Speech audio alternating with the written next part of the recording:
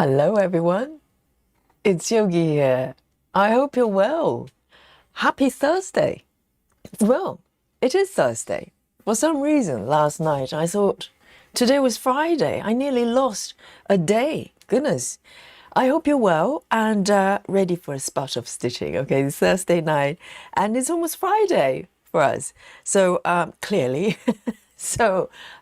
today I'm stitching this beautiful piece, Dry Flowers, and it's absolutely timeless. This markup, this design. Let me show you the markup. Okay, let's have a look. And we're not quite autumn yet, but we're not that far away, are we?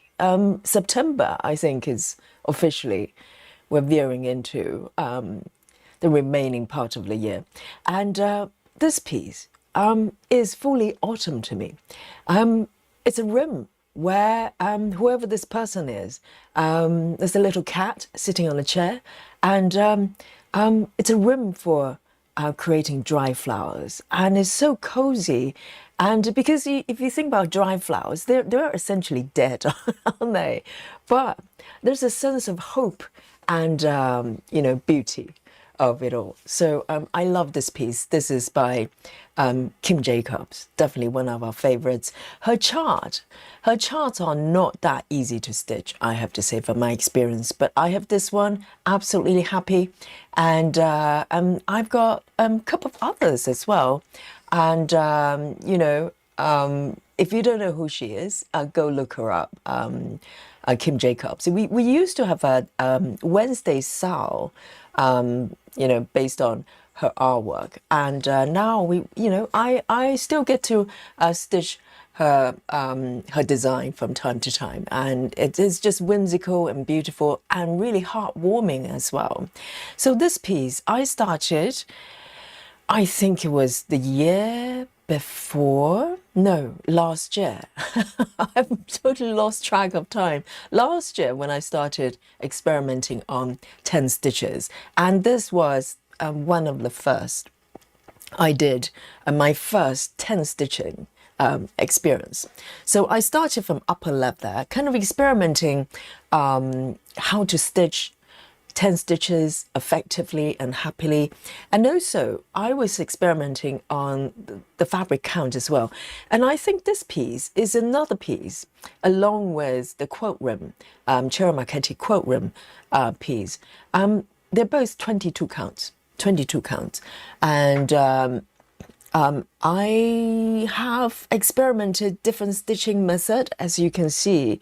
There's a little bit of cross-country, but overall I'm happier when I'm stitching sort of Gemma's method, color flow or maybe the original. And this is where I am at this point. So let me show you, and by the way, this is a mini chart, okay? It's a mini chart. Let me show you the dimensions here. Let's have a look.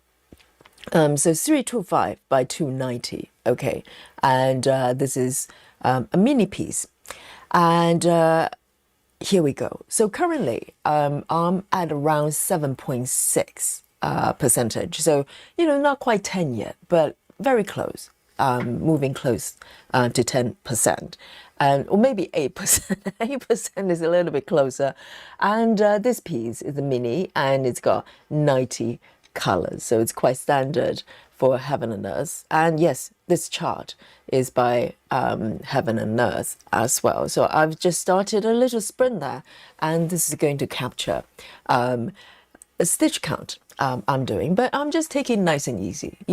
Doesn't matter what the stitch count is, I'm happy, and we're just hanging out and have a chat and just stitch together. And let's have a look. Who have I got here today with me this beautiful Thursday evening? We've got Rajao. I'm so happy Rajao is back from a Singapore trip there, and happy Thursday. Hello everyone, from Rajao, and happy Thursday to you. And oh my God, Janine is the second reporting to the chat. That's quite rare, isn't it? Because Janine is always late. So hello Janine, and even she's surprised. She's like going, hey, I'm number 2. And I think secretly she thinks she's number one, you know, always, always the number one. So hello, Janine, and right on time. Great to see you. And Amanda as well, our top three stitchers today. And she says hello all, and hello to Rajao as well, of course. And we also have, let's have a look. Busy Mom is reporting from the work club. Hello, Busy Mom, and I'll be stitching for you as usual. And who else have we got? We have Kelly. Kelly is also here in the chat. Great to see you, and the Starlet Stitcher as well. And Starlet Stitcher says, I finally found the hype button. Right, so the hype button, I don't think you can hype live streams, can you? So yes, it's kind of a new feature for YouTube as well. I'm glad you found it. It's like treasure hunt, isn't it? Like it's almost like they're trying to hide it. So Starlet being so cunning, she's found it. Wonderful. And who else have we got? Grace is also here. Hello, hello. Great to see you, Grace. And Susan as well. And who else have we got? Kelly. Hello, Kelly. And Mandy Moran is also here. And Miller Candwell. Hello, everyone, she says. And Betty Hankins is waving with two hands. Wonderful. And Love Drunk is also here. And Tigers is back here with us. Great to see you. And Badil as well. Hello. And Miss Mischief. Great to see you. And Lizzie as well. Good evening. And, oh, wonderful. Let's go for a spot of stitching, shall we? And this piece, as I said, I've been working on it. So I started this piece experimenting with 10 stitches, but also various fabric counts. So I was stitching on 20 counts and maybe not so 18 counts, 20 counts and 22. Because up to that point, I did a lot of 25. And I was just at that, you know, I was slightly stuck with 25 because every single piece I had was 25 counts, 1/1, and I got bored. So I decided to embark on a 10 stitching journey. And this was around that time, really. And so I've got various pieces, 10 stitching projects. And I really love it. I really love it because, up to that point, I was stuck with the notion that it's kind of cheating. You only do one leg, don't you? But, and indeed, that's what you do. Basically, you double the number of strands. So I'm stitching with 2 strands here. And again, once again, this is 22 counts. And 2 strands with CXC, this CXC. The coverage is very nice, isn't it? So you can see maybe tiny bit of the fabric picking through, but this is, this fabric is being stretched quite tight on my hoop. So once the fabric is relaxed and if you give it a wash, you won't be able to see the background, I'm pretty sure. So 22, 2 strands, 10. It's pretty decent in terms of coverage. So today, my focal point, as you can see, I want to, let me just zoom out a little bit so you know where I'm sort of aiming at. So this is kind of not quite the middle, but very close, as you can see it on my ab there. So I think last session, I was slowly extending the top border. Recently, I've been really interested in extending borders. And so I think today I'm going to do a little bit of that as well. But at the same time, I'm probably going to go diagonally with 1, 2, 3 block high here and stitching with a combination of color flow and Gemma's methods, kind of hybrid. And so no floating stitches. I'm going to just build stitches easing away from the edges. So this is my plan today. And let me know what your plans are today with your web and what you're stitching. I'd really love to know. So let me start by picking my first number, I'm kind of drawn to this section, section here. And as you can see, there's a lot of parking today. Okay, so this piece, pretty much, I've been doing parking method other than this little area there. I was experimenting with minimum to max. As you can see, it didn't go very well. I didn't like it. So at some point, I'll come back and fix this area. But I'm much happier with parking and also no floating stitches with this piece. So let's have a look. I'm gonna look into my thread list here, look at my symbols. I am going to pick this color here. No, actually not. I'm gonna maybe, let me have a look. I don't want to start with confetti, to be honest with you. I want to pick one that I can kind of just ease in. So I might move slightly over to the lower part here, because this area just happened to be quite a lot of color changes. I just want to ease into it. So let's have a look. This one has got maybe just one stitch there, but once I take care of that one, it should be easier.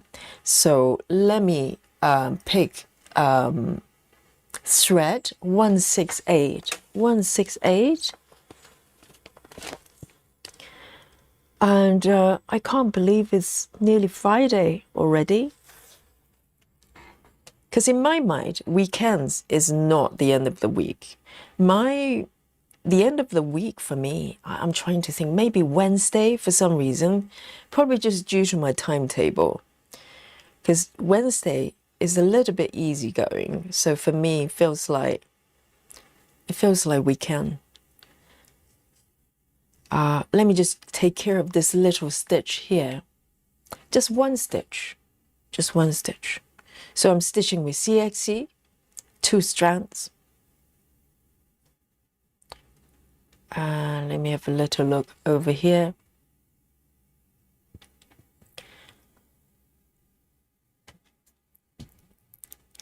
And Cindy has joined us as well. And Guyana says hi and good evening. I love this piece. Me too, me too. It's just lovely every time I look at it. When I'm stitching this piece, I feel like I'm in a garden. You know what I mean? Because the color scheme is so kind of, you know, at one with nature. I feel like I'm stitching grass or something like that.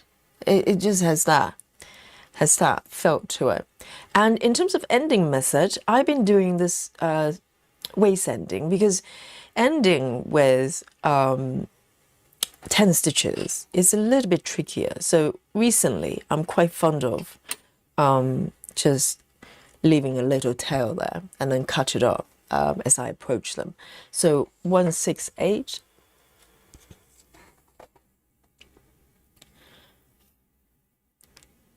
Let me just have a look here.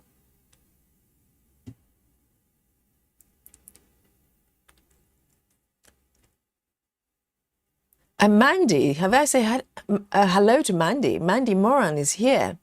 And if I miss anybody, just give me a little wave. Give me a little wave. And Tiger says, parking so relaxing to me. I know, I find parking really relaxing. But for people who don't like parking, they think it's chaotic. It's not, is it, Tigers? It's because everything is there for a reason.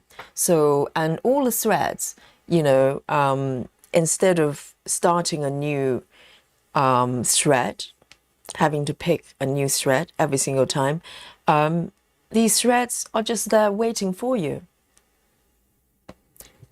And let me pick this one. So that one was just one stitch, and I took care of that. Let me see. So quite a lot of threads happening here. So this one, let me see, literally just one stitch, and I'm going to part down here. So let me, I'm just warming up these little hands. 1, 2, I'll probably turn on 5 by 5 as well to give me a little bit more guidance.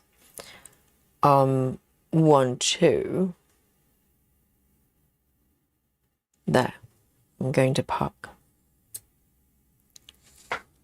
I think with parking, you just need to take a breath and flow with it. Because if you're trying to speed, sort of race through your stitches with parking, it's probably not going to, you probably won't enjoy it very much. 169, this one. They're all quite far apart, just loose stitches. So this one was parked in the wrong area. Amanda says I'm stitching on Mareka. I can't say that word. And the accolade while waiting for groceries to arrive. Yes. Let me have a look. Let me park down here. Already a lot of parking going on there. 1, 2, 3. There.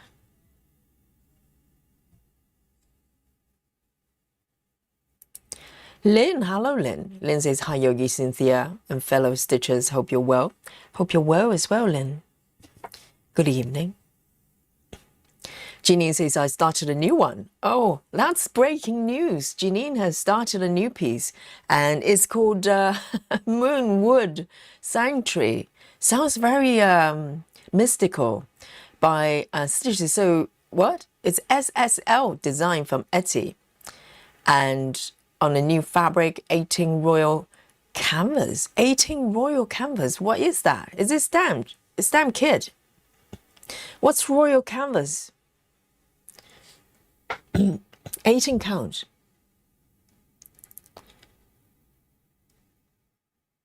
And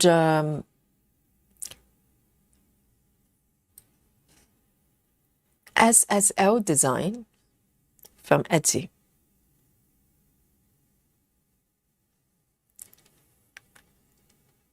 And let me just part this one here.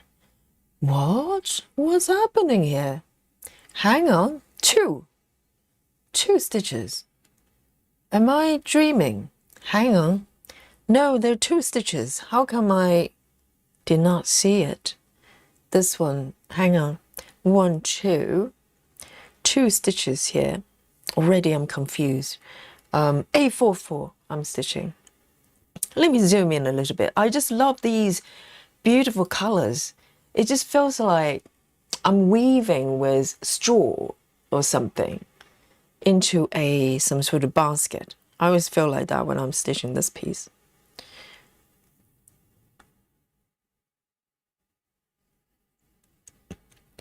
Sola, hello Sola. And Mila says, I've been stitching on Golden Reflections by Lee Bogle. 18 count on Etsy on Easy Guide fabric. Okay, so pre-gridded. 18 count. 18 count is popular tonight. I was doing 18 count, was it yesterday? Yes, with Maggie.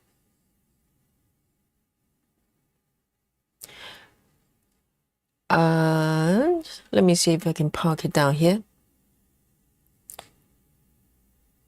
In fact, I might just end this thread because it's quite far away. I don't want to part too far away, because if I carry the thread too far and kind of keep doing that with all the threads, I'm going to end up with really thick, quite a lot of material underneath the fabric, and it's going to make it quite bulky to stitch. So sometimes, it's a little bit, it's convenient to park your threads a little bit further down, but you end up with a lot of build-up. So I don't want to do that. 844. And CXC by default is a little bit bulkier already, in a good way. 844.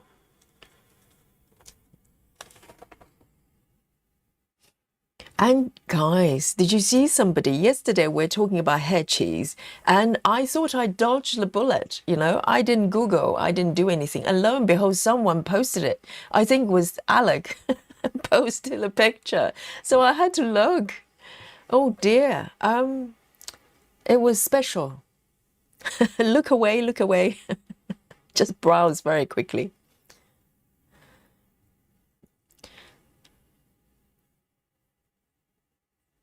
Oh, Tiger. So you were in the parker before, and then you watched Yogi and started to park. That's wonderful.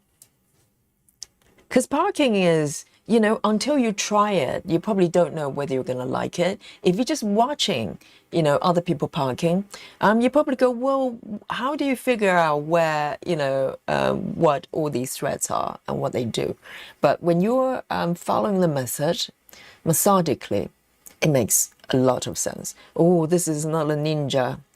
Today is going to be one of those sessions, and it's going to be a lot of lone stitches.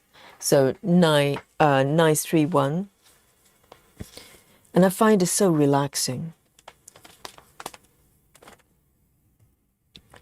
931, but of course there are days I don't want to park. There are days I just want to follow the colors and do cross country. Sometimes it's the mood, but also sometimes the whip. Some whips just don't want to be parked. It's quite strange. 931. For instance, traveling library. I think I started parking on 28 counts. I don't know how long I'm going to be doing that.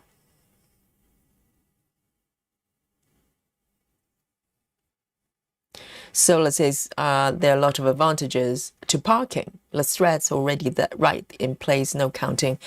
Yes, provided you park them on the right spot. There are times that I have to do a lot of correction and also get confused on, trying to figure out what they are. I think it's about being quite a little bit more disciplined on checking the parking spot so you can rely on them.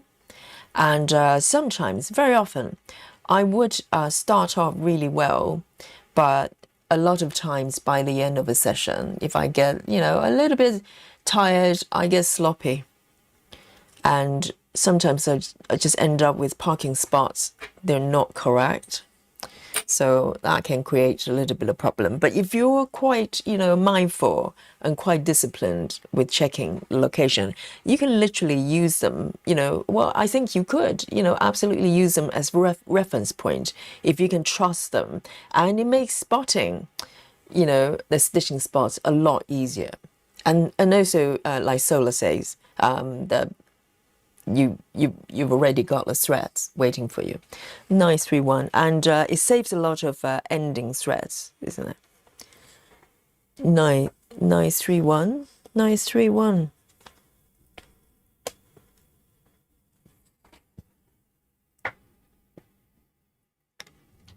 Amanda says, I don't think parking feels chaotic. I dislike that. It eliminates most of the choices in stitching.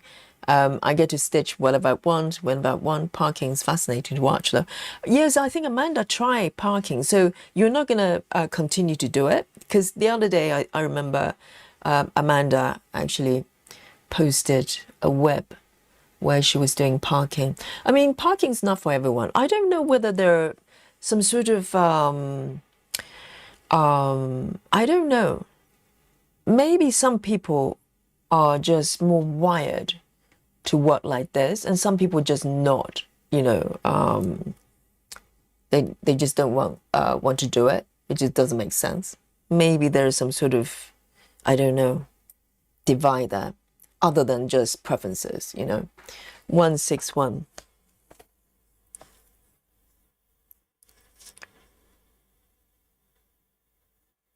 And I'm still trying to figure out, because as a yoga teacher, when you go to like fitness classes and the teachers, they stand in front of you and demonstrate, and they mirror you, don't they? If they go, raise your right hand, they raise their left hand.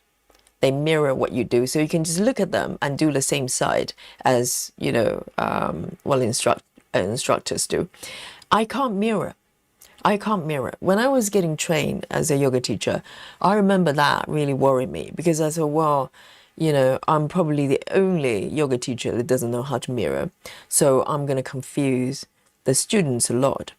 And I was trying to figure out why I cannot mirror. And then I think one of my teachers actually told me that it's how your brain is wired. Because I tried to train myself to mirror. It just didn't work. I get so confused. And I tried it. I tried to mirror, I think, one class. And after that, I decided I'm not going to try again because I was just all over the place with my sequences. I just cannot mirror. My brain just doesn't work. If I tell you, raise the right hand, I have to raise my right hand as well. I can't do the opposite.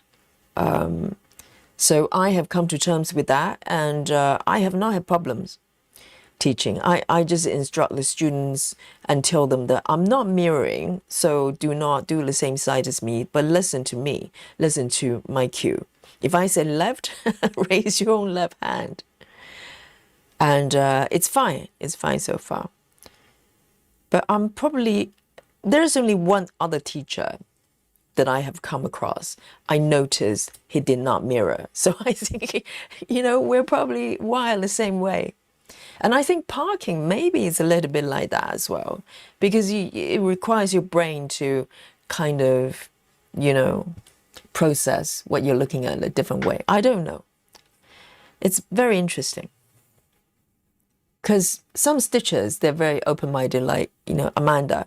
She instinctively didn't like it, but she tried and still didn't like it. So I think, there's probably reasons more than just preferences.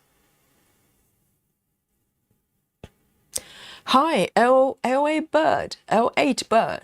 Good afternoon and good evening to all, she says. And to you as well. And Suki, hello, Suki. And Lefty is also here in the chat. Great to see you. Okay, this one. And I am going to end this one as well. And this way of ending, yes, you do leave a little tail there. It can be a little bit messy, but it's very easy to end. I literally just pull the thread through the middle of a stitch, and that's it.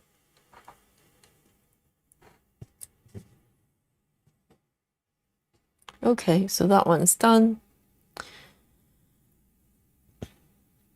Oh, this one I've got 7 stitches. Oh, what a treat. How nice. I've got 7 stitches together. And so Betty says, I've forgotten what does SSL stand for. Is that actual name of on Etsy? Oh, I have no idea. So whoever that was it Janine? Janine can explain. And Janine says, not stamped, the new project. Royal Canvas is a stiffer fabric, feels like plasticky. Holes are bigger, making it easier to stitch 2 over 1. So interesting. So you actually, by choice, you actually chose to stitch on fabric that's a little bit stiff. Interesting. So does it not feel like a stamp kit? Well, it's not printed, but I sometimes do needlepoint as well. So needlepoint canvas is kind of plasticky as well. Oh, I need to do a little bit of my needlepoint because eventually I like to turn them into cushions. I'm looking forward to that. We need to find time to do our members live stream. I know we have not done it for a little bit. I'll be working on that.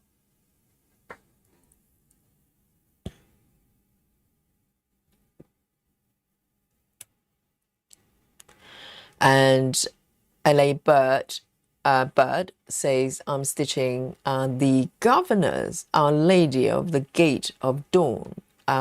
It is quite mystical. Very nice. Well, just from the title, you can tell it's probably not about cakes, you know? Let me have a look here. Where am I? I've already lost my spot.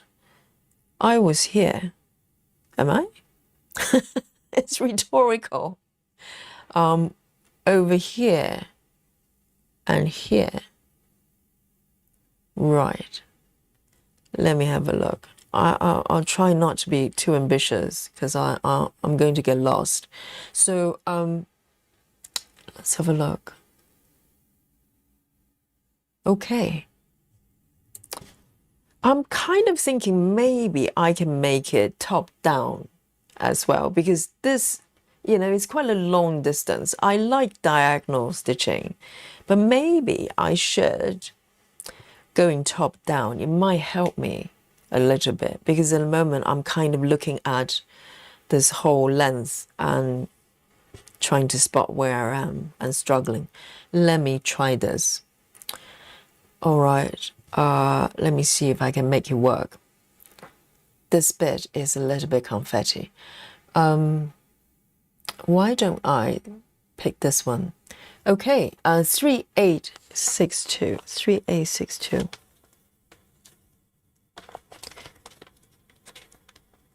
Three, 8, 6, 2.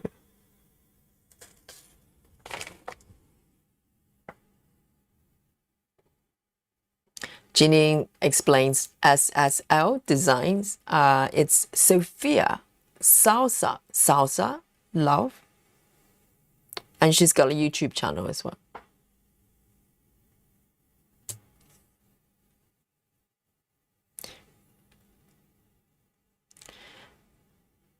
Okay, Birdie is a little bit easier.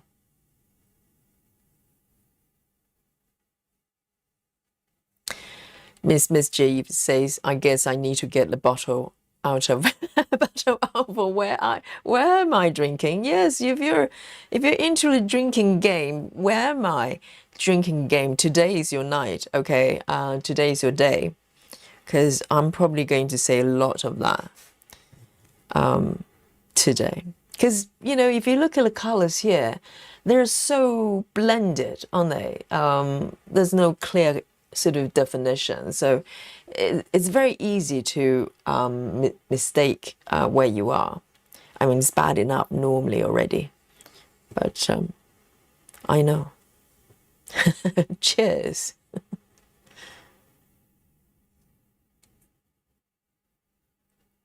Tiger says, what is your limit to parking, Yogi? As in how many blocks would you go before ending the thread?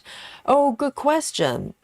For me, depends on the fabric count. To be honest, I have just very recently started parking with 28 counts for the traveling library. I don't know how long I'm going to keep that going, but normally I only park up to 25 counts.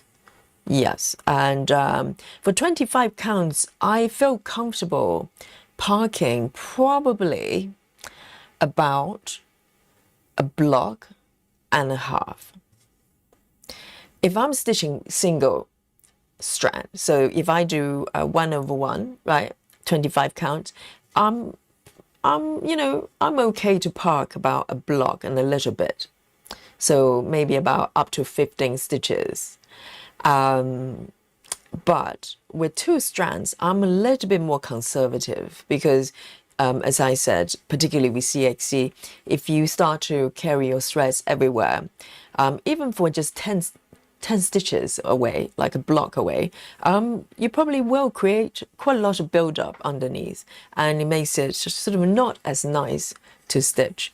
So with this piece, for instance, I'll probably park, I would say 1 block away, and if it's beyond 10 stitches, I'll probably just end it. So that's a very good question, because there isn't sort of a hard and fast rule. You just have to do what you feel comfortable. All right, that one is done. So I've been ending quite a lot of threads because a lot of stitches, they're slightly far away and I don't want to take my threads that far.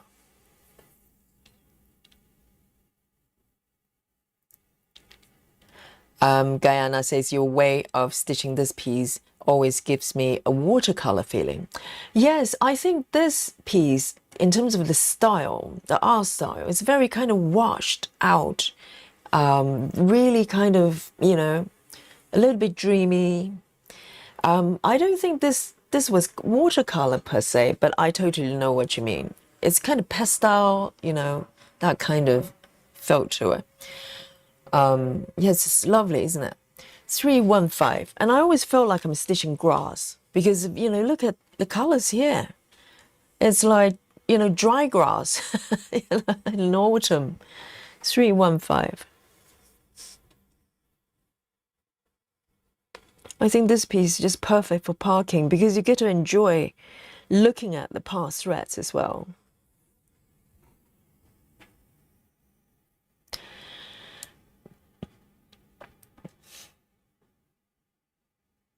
Janine says all her designs are AI though, so if you don't like AI, it's not for you. Oh, really? I'd love to see what it looks like. And it's good that if they make it very, very clear, that's, you know, what they're doing. And you can make your decisions. Janine doesn't mind.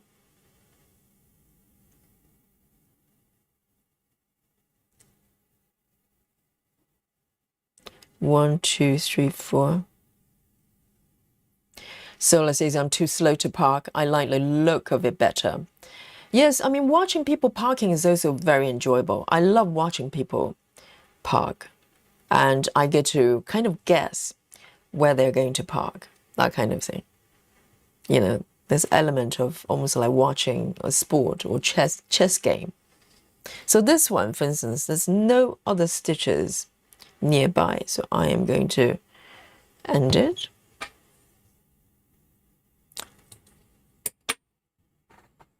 Three, 1, 5.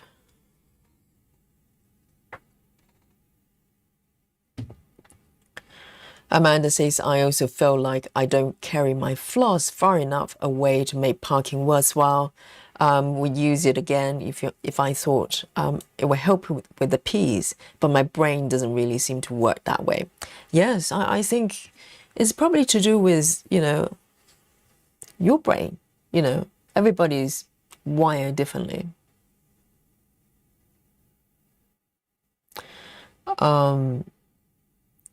Because it's quite interesting that they're, you know, dedicated parkers. You know, people park all the time, and you get people who just dislike parking so much. They find it so overwhelming. 840, 840. I'm kind of somewhere in between. I just love trying out different methods.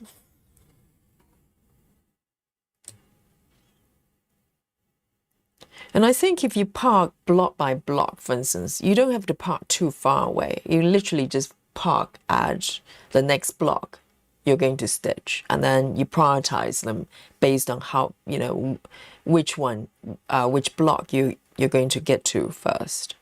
So you don't have to park too far away if you do block by block parking, which I, you know, frequently do as well.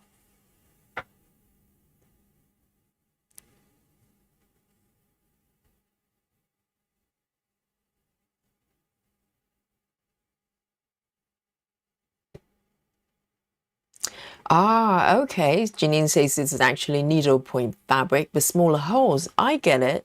The way you describe it, I get it now, because the needlepoint canvases I have, I believe they're 11 counts, so they're quite big. But I'm just trying to imagine that type of material, but smaller stitches. I get it. I didn't know that was a choice. So do you put the canvas? So does that mean you don't need a frame technically, or a hoop? You can just stitch like that.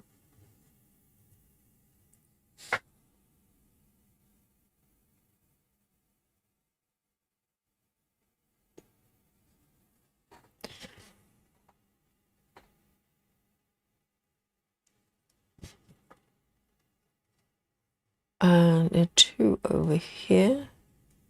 I'm trying to do top down now, so it allows me to focus on one area without wandering too far.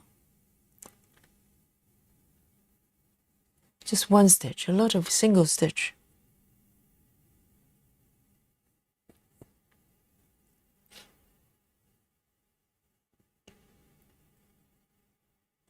Janine says it's a Zweigart fabric. I'm thinking it's cotton, but it feels like maybe it's coated or something. Well, with just like stamp kit and also needlepoint as well, once you wash the fabric, it just turns into soft fabric, isn't it? So it's all coating. It's quite it's kind of starched or something.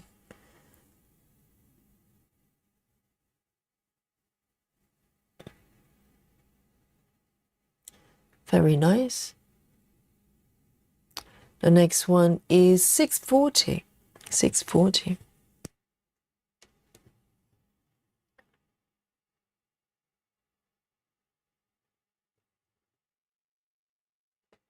$6.40.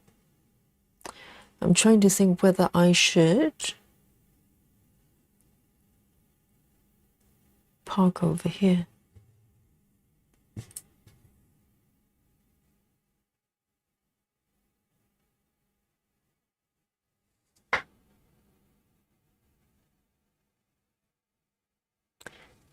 Okay. Another ninja stitch. 3064. 3064. Just one stitch. Hi, Rachel. Rachel Morton says the kitten had their first taste of ice cream. Oh, really? The little kitten eating ice cream. They have the first taste of ice cream last night, and they're absolutely obsessed. They love dairy, don't they? Some cats are not that interested, but a lot of cats love dairy food, foods like cheese and cream, etc. Oh, those little ones. They're going to be trying out all sorts of foods, all pampered.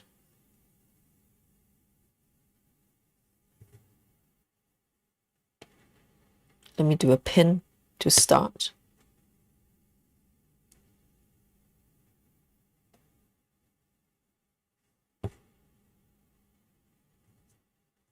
One stitch, and then literally I am going to end it. Yeah. Tiger says waiting for my answer, but I have to go to work now. Answer for what? The Starlet Stitcher says most of the time I don't park, but sometimes I do. It just depends. I park for a while and then go clean up. All the part threads, same here.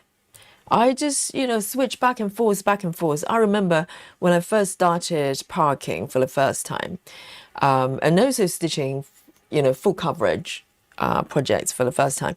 I was moving in between block by block parking, which was the first parking method I learned. From that to Gemma's method.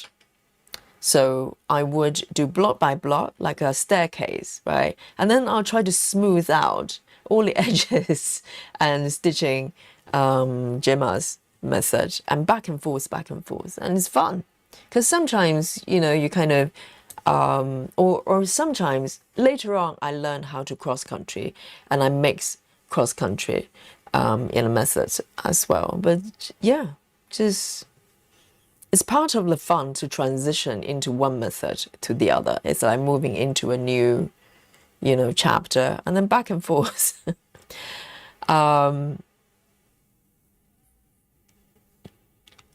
Oh, right. Sola says, you see, Yogi, I've got you beat. It's been only 45 minutes, and already I have 3 stitches done. Amazing, Sola. You've done it. Yes, that's amazing. 3 stitches. I've already done, You know, I've probably done 2 so far. Because sometimes, you know, I do 3 and I frog 5. So that happens.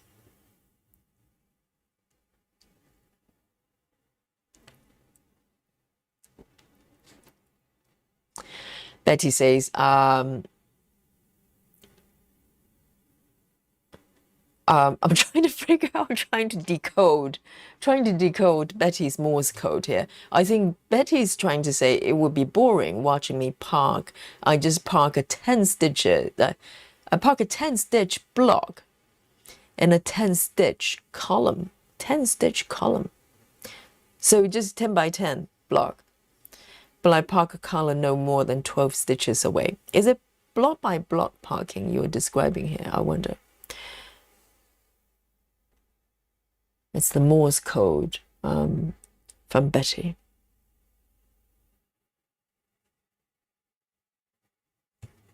Just 1 stitch, literally.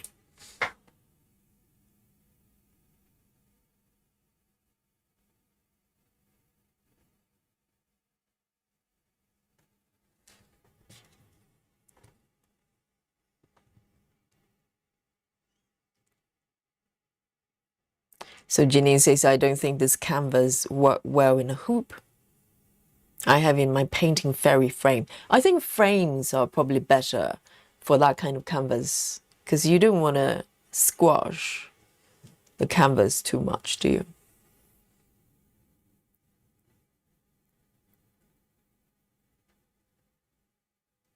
All right, I'm going to stick with this block here. Let me have a look. It's a little bit tricky. I want to do top down, so I have to do with this block first, but it's a little bit confetti here. All right, 3772. 3772. It's just 1 stitch at a time. Doesn't matter.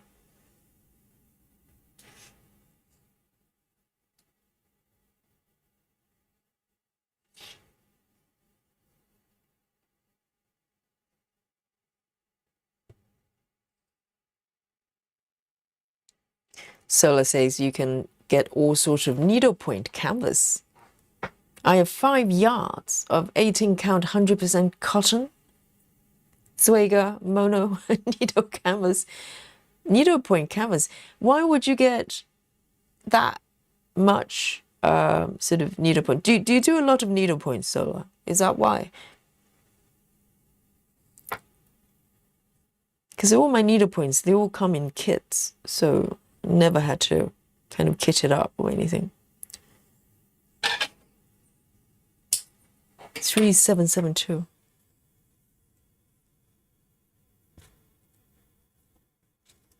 Let me take a sip of my coffee.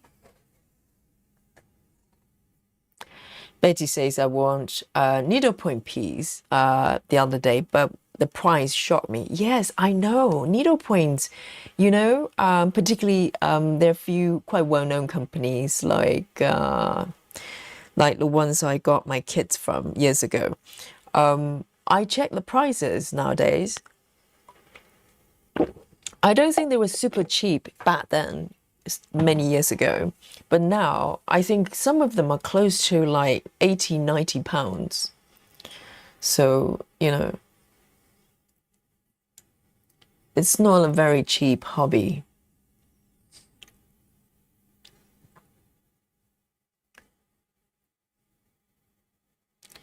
Let me mark this one here.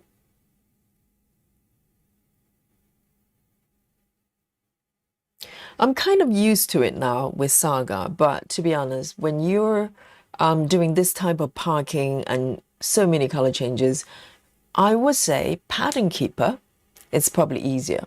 Because Pattern Keeper, you can just switch colors very quickly. Whereas Saga, they have not made any changes on how you switch colors. You know, I kind of got used to it, so I don't think about it, but it's not the most efficient app for this type of method. 3829. 3829. 3829.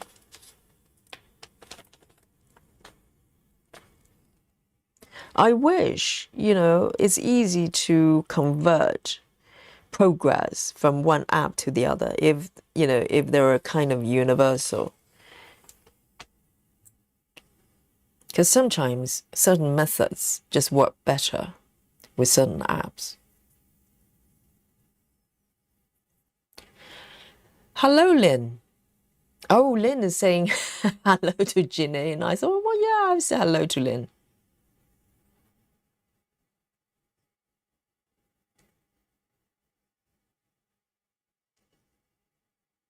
Sola says I used to do a lot of needlepoint. I hand painted my own canvases. Really? I only found out the other day, actually, there are artists out there doing that. So needlepoint is doing that. So you literally just paint with, what do you use as paint on the canvas? That's really interesting. But how do you know, if you do hand painting, how do you know which color should be stitched with what color? So does that mean that when you pick the paint, whatever you're painting, you're going to paint, when you pick the paint, you've already have the conversion of, let's say burgundy would be this thread color. That's fascinating.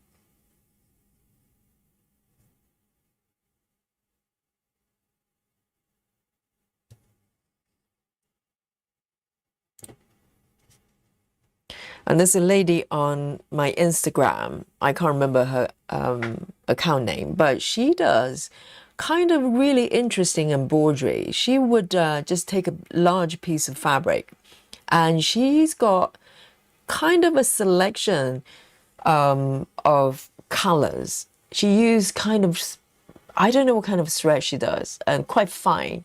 And she would literally just improvise. She would go to somewhere in the nature, like, she would sit in the park or in the wood and look at the nature, look at the mountain, and she would start stitching, just looking at the landscape and picking colors that matches what she's going to do, and she ended up with really, really beautiful, I don't know how to describe that kind of stitching, quite large pieces, and they just look like, literally just look like, something you will see in nature, because even though they're stitched. It's fascinating. There are all sorts of ways of expressing a design through stitching. And she would stitch, I think she would do some kind of 10 stitch. She would go from upper right to bottom left, and she would keep going like this. She doesn't change direction, and all she does is she just changes the colors based on what she's looking at. So it's almost like painting and sketching with threads. Really, really, really beautiful. It's quite a, it requires quite a talent to do that so confidently. Heather House, great to see you. Happy Thursday to you.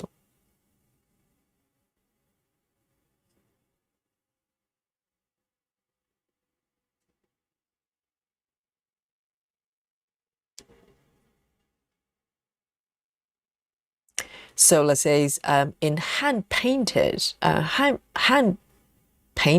needlepoint canvas, you use acrylic paint, but when you stitch it, I use to match the paint to the DMC colors I use in my design. So does that mean, so is it freestyling? That is amazing. Is it freestyling? So let's say if you use a red paint on certain areas, does that mean that do you use the same color, DMC or whatever it is, to stitch the same colors, if you know what I mean? Or are you doing kind of just intuitive stitching? Just look at the color and then pick the threads. That's amazing. I wouldn't have the confidence to do that. I would be so nervous. I'd be a nervous wreck. But that sounds beautiful. That sounds really amazing. You really need some, skill and confidence to do that. Where am I here? It's just so, there's so many threads and embeds as well. Oh, I see, I've got it. And and also what happens when you complete a piece? So acrylic, I don't think acrylic is, you can dissolve with water. So what happens at the end? Do you just leave the paint on?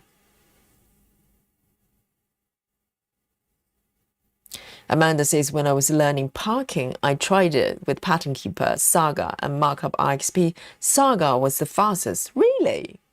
Like changing colors and park. Saga was the fast for you. You just long press and park. In Pattern Keeper, you have to select, click, complete. That's true.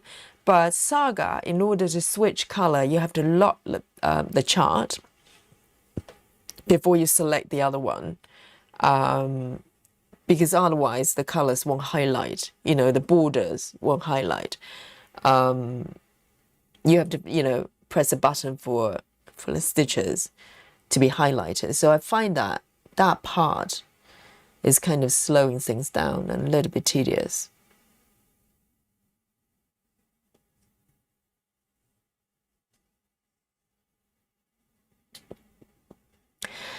Betty Hankins says, my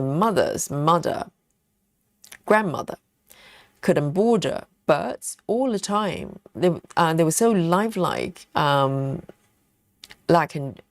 Yes, I think embroidery is a slightly different kind of skill, isn't it? Because cross-stitching, there is quite involved as well, particularly with full coverage. But I think embroidery, you have to learn so many different stitches, the different techniques.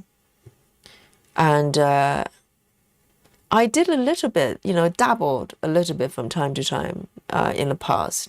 But I find it a lot more challenging. Not as relaxing. It's quite rewarding once it's done, but it's not as relaxing because you have to really be, watching what you're doing. I know. I love the idea of a freestyling though,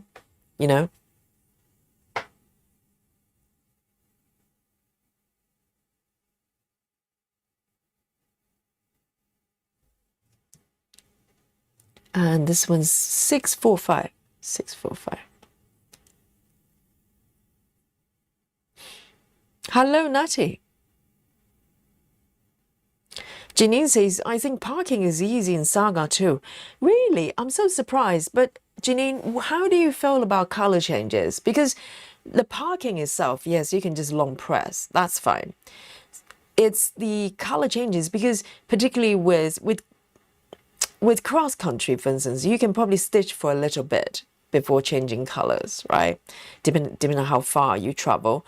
But with parking, like what I'm doing here, I'm changing colors constantly. So how do you find Saga when it comes to changing colors? Unless you know something I don't.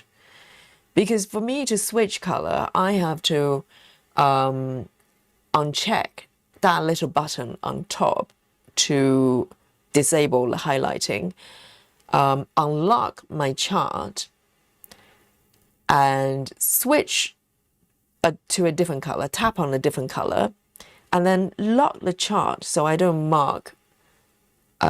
Yes, I have to lock the chart and then turn on that highlight button again. So it shows the border. Does that make sense? Do you not find that process really, having used Saga for so long, I'm still struggling a little bit.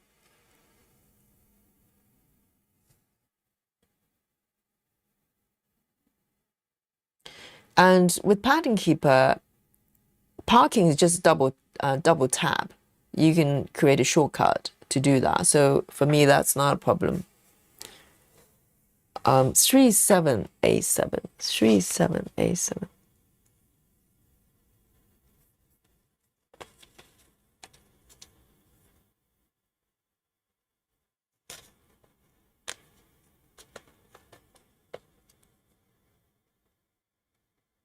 That's a beautiful green.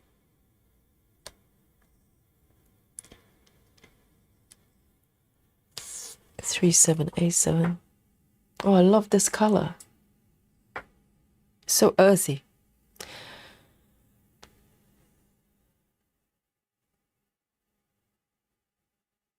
Solar says if the color in the stitch on the chart is DMC 666, I mix the paint to match it. Oh, you can mix as well, of course, but and you leave the paint on as well. Interesting. That definitely requires a lot of skill to do.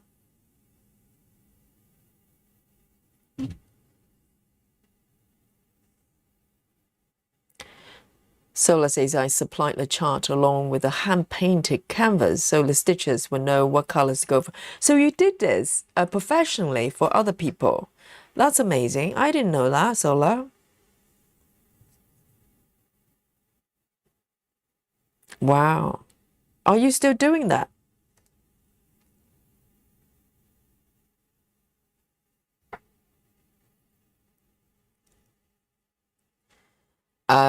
Betty says Granny had no pattern, just saw them in her head. And yes, that really requires a lot of talent, because they can literally translate what they see into stitches. That is something that I can't really connect. I can't relate to.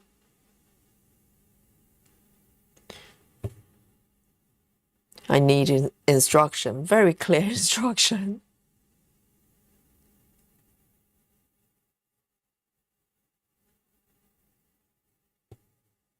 Okay, so that's looking a little bit better now.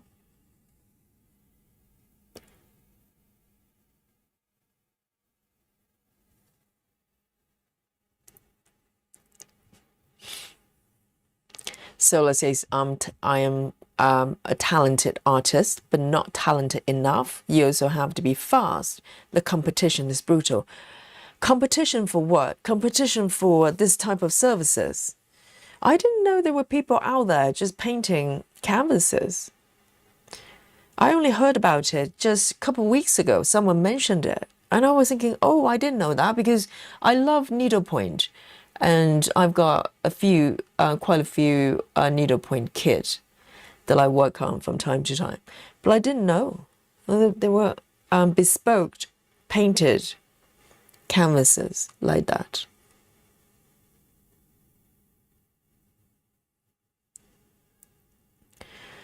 Janine says, I don't even unlock the chart really. I just unlock the color on top. So when you say you don't have to unlock the chart, does that mean you... But how do you mark your stitches if you don't unlock your... I'm trying to figure it out. So currently, my chart is locked, right?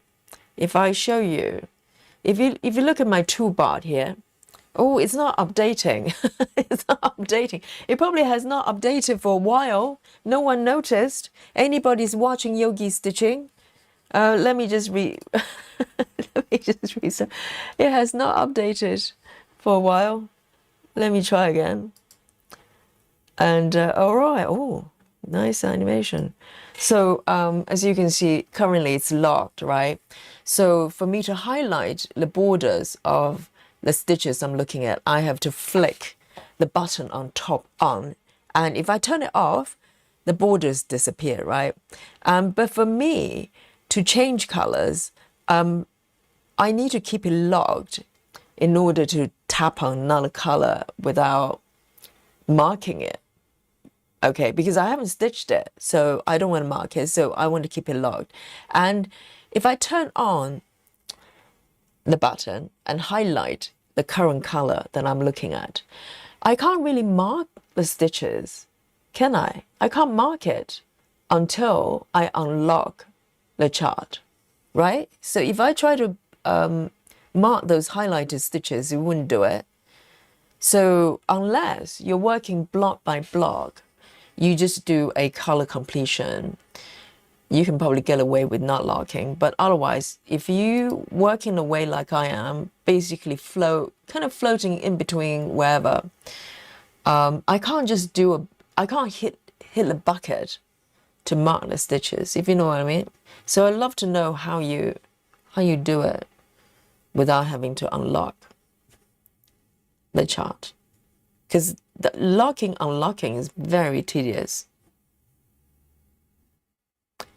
1 2 1 2. Oh, this bit is very busy. Let me bring this one over here.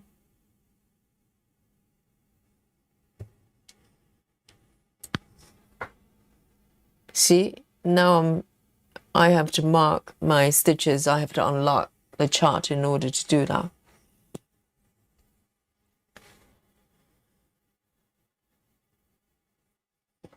Amanda says in Pattern Keeper, you have to pick search, then the color, then move to the highlight. I think it might be the same number of steps, which colors, but I find the methods and buttons, replacement more. Yes, there are 3 tabs, but I never use the search tab, I think, because there's a shortcut that you can set.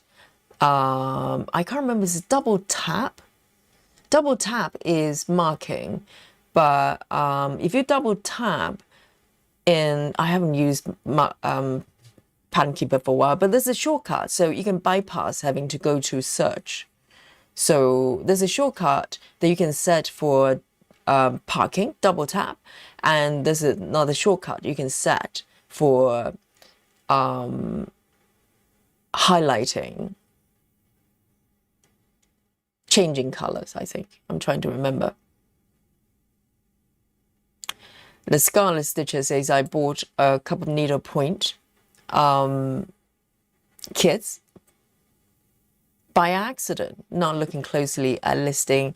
I like the design enough. I'm going to try them anyway. So did you think they were cross-stitching kits? I really enjoy needlepoint as well. It's a different, it feels like a hybrid between stitching and knitting, because you're stitching with yarn, very similar kind of threads.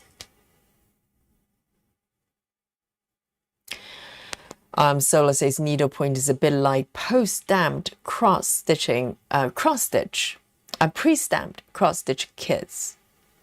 You supply a chart along with painting canvas, and most stitcher want to supply their own fabric, their own fiber, but you can supply the threads as well if you want. Yes, it's a little bit like that, even though needlepoints, the ones I've got anyway, they're represented by just colors, no symbols. So, you know, the stamp kits for cross-stitching, there's quite a lot of symbols. But with needlepoints, really just, you know, paint, colors, really. Okay, I am going to go for 169. 169.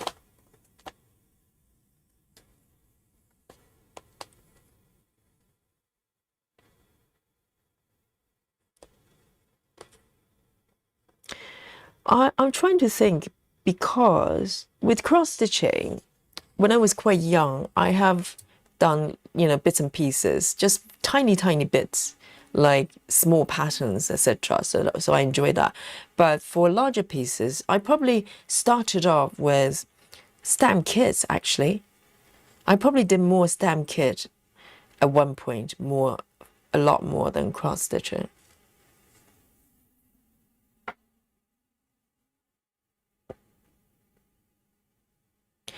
Ah, Amanda is using Saga in a very different way. Amanda says intuitive and faster. She says, I don't highlight the stitches. I'm going to do most of them, completely eliminate the highlight and lock button steps. That's a totally different kind of operation. So yes, technically, you can just have an entire chart open there. You just mark them as you go, you know, so I presume you probably have your chart unlocked at all time, and you just mark whatever without the search function. So you're using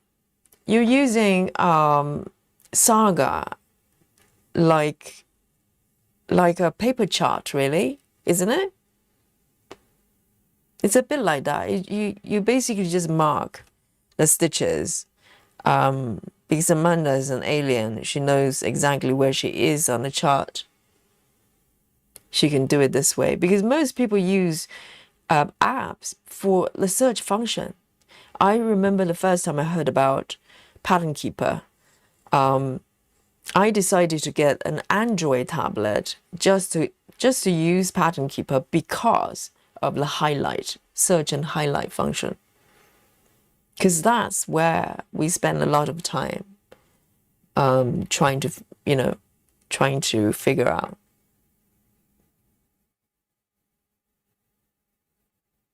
And so, as for Amanda just using it like a PDF. And Birdie says, I just sit in my cave and stitch from a paper chart by firelight, like back in 1982, Birdie. I was there, you know, for a little bit. I know what you mean. Oh, this bit is getting a little bit bushy. Let me just clear up some of the, I have to do a little bit of weeding, you know, with this method.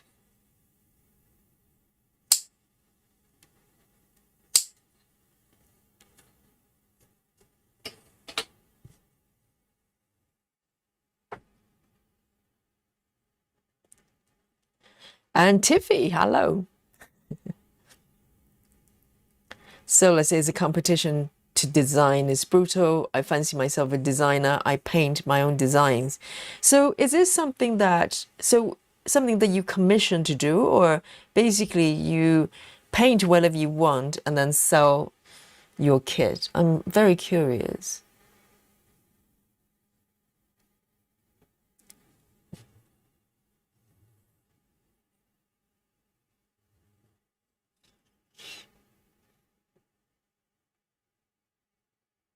Amanda says you just unlock the highlighted stitches at the top.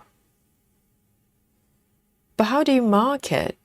So does that mean, because the problem with not locking the chart when I switch colors is that whatever I tap on, I end up marking it, which is quite an odd thing to do for an app to design this way.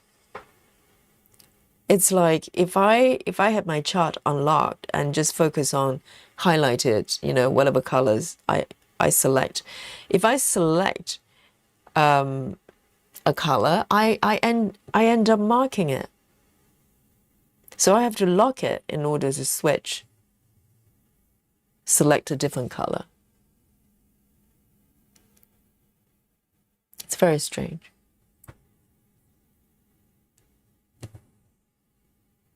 But I wouldn't dare just leave it open and not having stitches highlighted. It kind of defeats the whole purpose for me to use an app.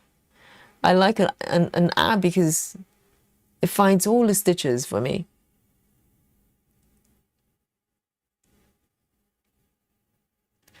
Hello, Barlow. Barlow says, well, it's very cryptic comment from Barlow. Barlow says, I can only watch this through my fingers. What? Are you allergic to parking? I sense that may be the case. Yes. Wu-jai breath, wu-jai breath. It's okay. It's all under control, okay, Barlow.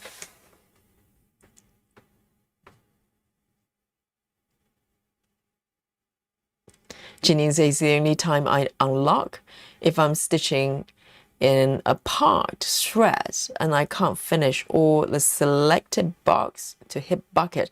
Oh, right. So does that mean you use the highlight box all the time? So you're working within a box and you just stitch all the stitches within. So yes, in that case, you can probably get away with not unlock your chart. But I don't always work that way, so most of the times I work without the highlight box. So a lot of locking and unlocking.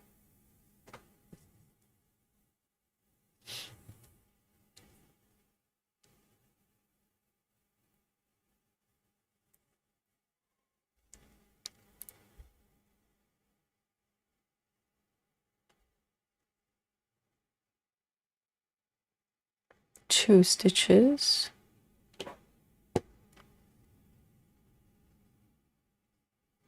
Jeannie says select your symbol, toggle the color back on.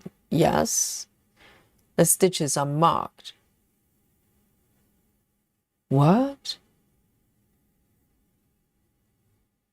But Janine, I presume Janine is always using a highlight box. That's the only way you can do it without unlocking the chart.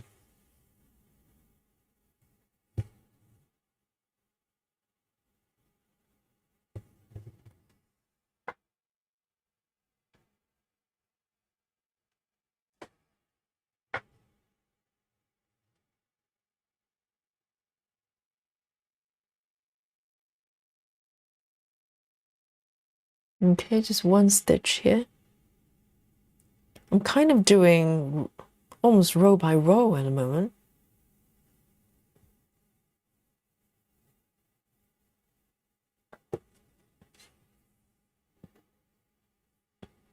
Amanda says you can move around the screen without unlocking. You just use a double finger gesture. You just leave everything unlocked. Hang on.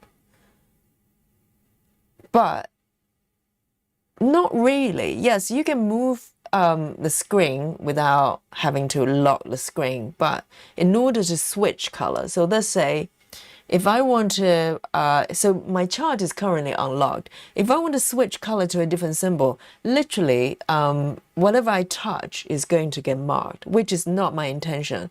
I'm just trying to switch color because sometimes you just you tap on one color, you might want to switch to a different color. But if your chart is unlocked, it will end up marking it. So that's my problem. 1, 2, 3.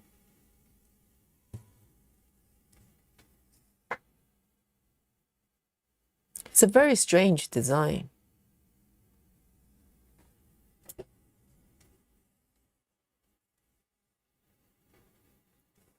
Betty says just tap the symbol, then stitch, then hit the check mark.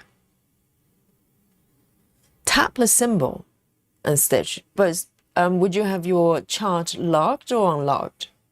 Because if it's unlocked, when you touch a stitch, it marks it.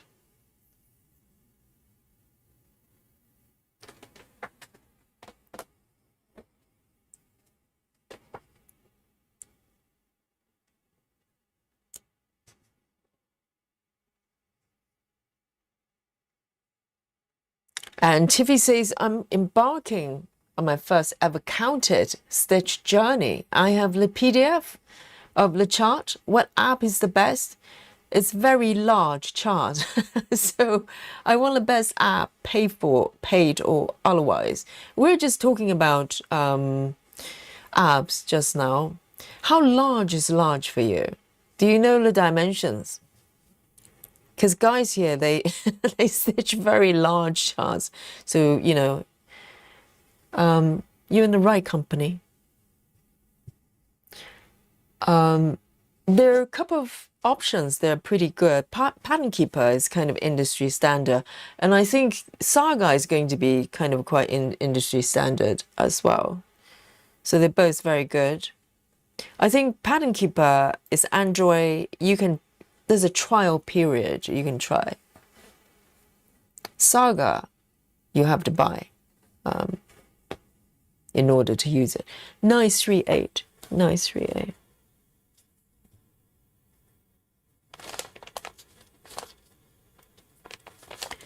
Nice 3-8.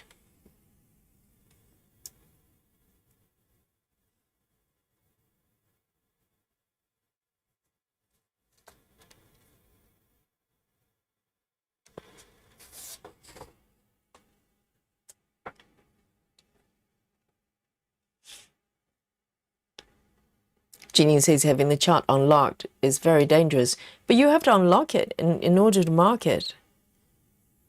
That's just the way it is. That's why I think it's very clunky. Why would they design it this way?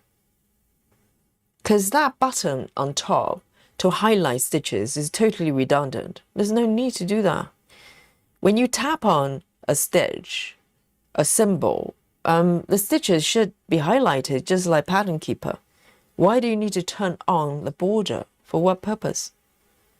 Why wouldn't you highlight the stitches when you select it? You know what I mean? So just one extra step to do something that is not necessary.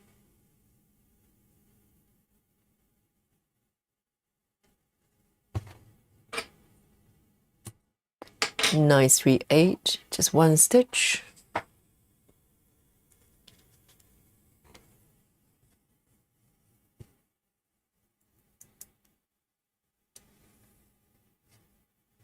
Amanda says I actually get confused when I highlight the stitches because I use all the other stitches as references. Yeah, but you're slightly different. You're in alien territory because people use apps because the apps actually search and highlight the stitches for them. So without using that function, Amanda is using it like a PDF that you can mark, right?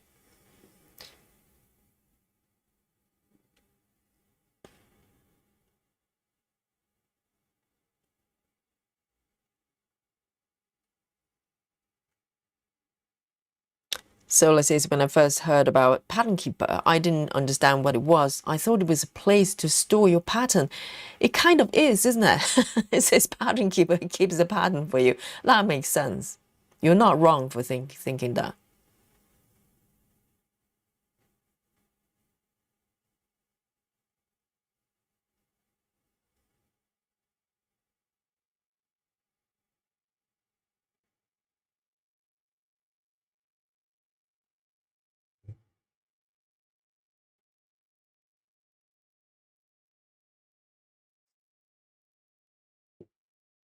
So 2 stitches here.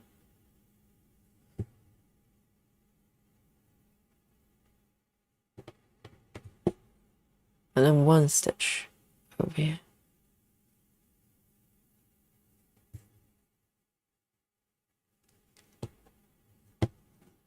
Whoops, that one is a little bit funky. That one doesn't look right. I don't know what's happening here. Hang on. Let me see if I can undo this. Reverse stitching, reverse stitching. I don't want to reverse the other ones, only this one.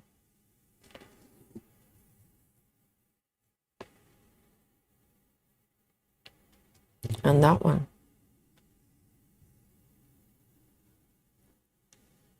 Where am I? Where am I? Why does it look like this? 1, 2, 3. Okay, those 2 are done.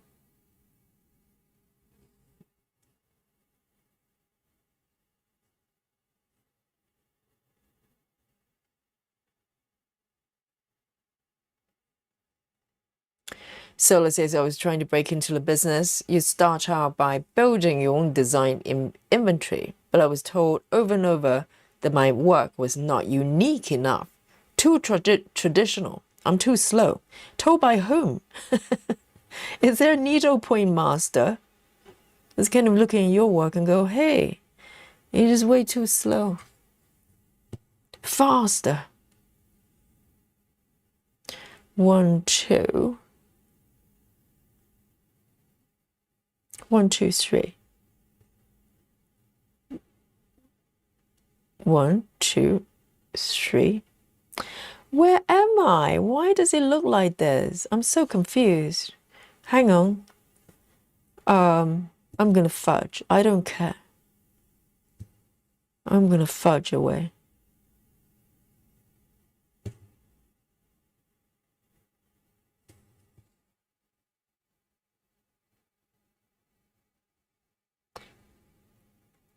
And going to park over here.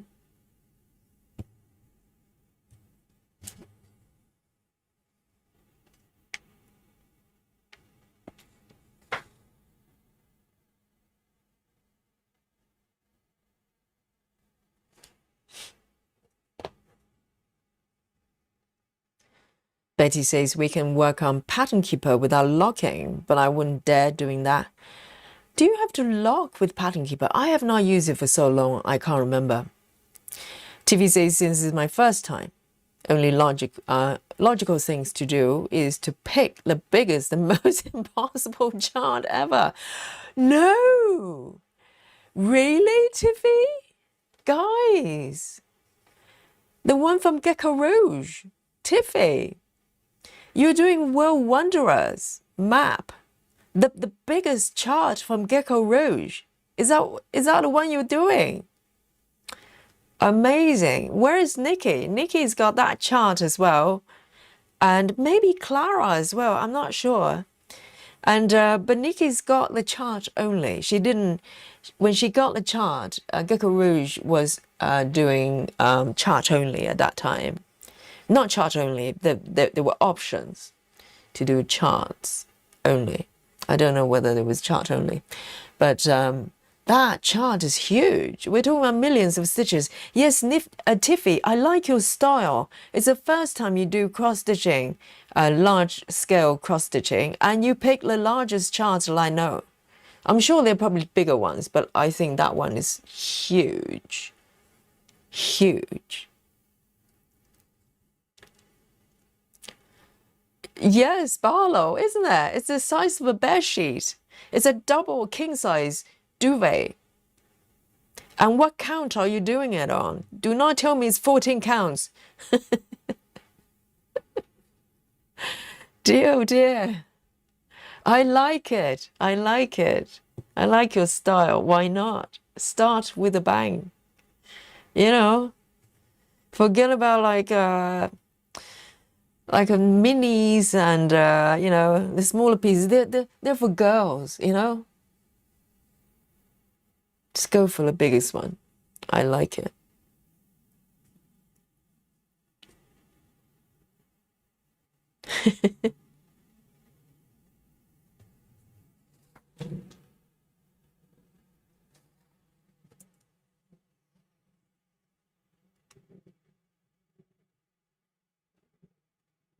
Ah, very, very, very good point, Barlow.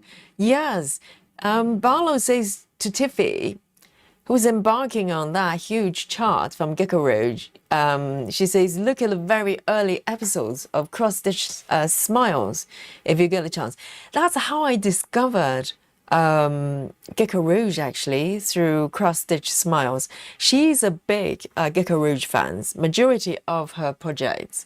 I don't know how she can afford it, but, you know, she's got like tons and tons of really large charts as well from Gecko Rouge, and she's got tons.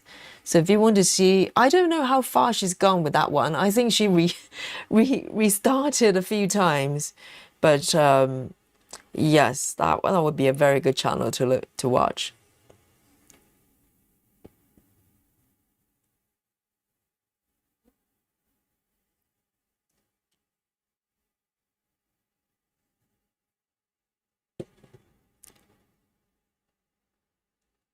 It's amazing. That chart is so big, but I have come across quite a few stitches in the chat. They actually have that pattern. So it just looks like there are a lot of stitches. They just want challenges. I like it. One, two, three, four. I just get excited when I watch people doing huge charts. I only have one super size and it's really big for me. But I just love the idea that people stitching huge charts. Like the Pokemon, the huge Pokemon one. TV says, my dad always says, go big or go home. Your dad was absolutely right. Yes. You don't want to go home. You want to go big.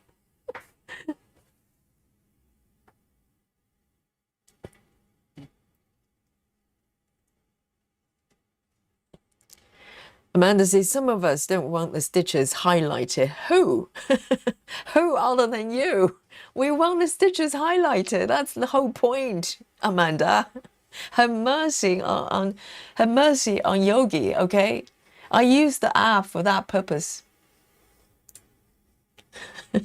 What do you mean you don't want it highlighted? Of course you do. I'd be totally lost if I didn't. I mean, just watch my performance, during the 1982 episodes. It was pathetic. Where am I? One, two. What happened to that stitch? I lost it. That one was gone. Oh, it's strange. Okay. 3031. 3031.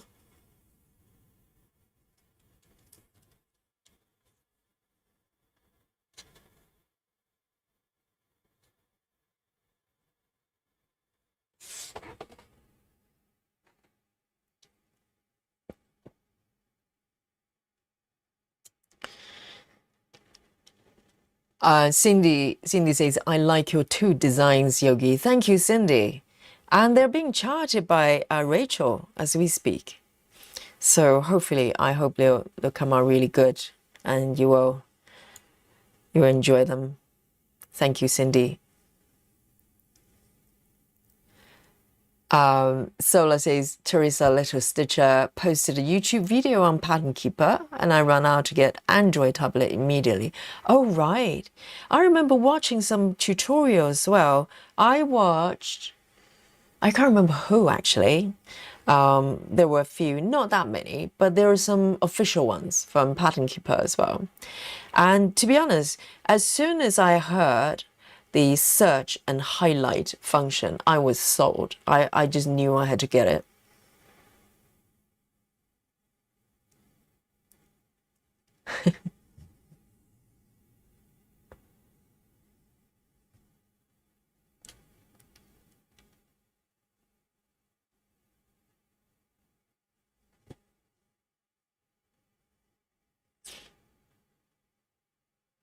Sola says, I was told by needlepoint stores online. Also, there's a needlepoint stores that who is always looking for new artists to sell their canvases.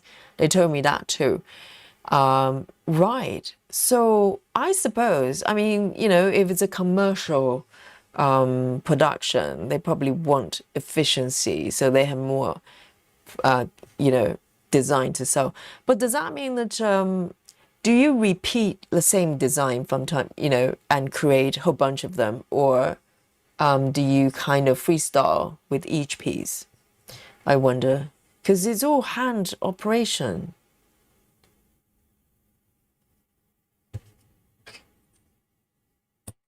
Three zero three one.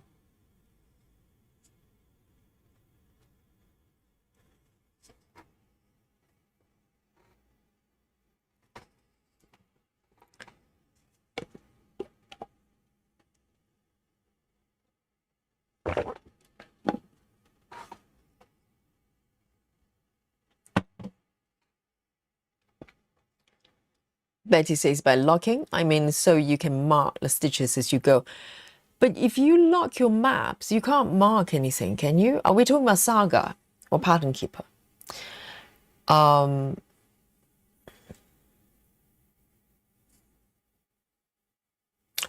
Sola, you shouldn't be so hard on yourself.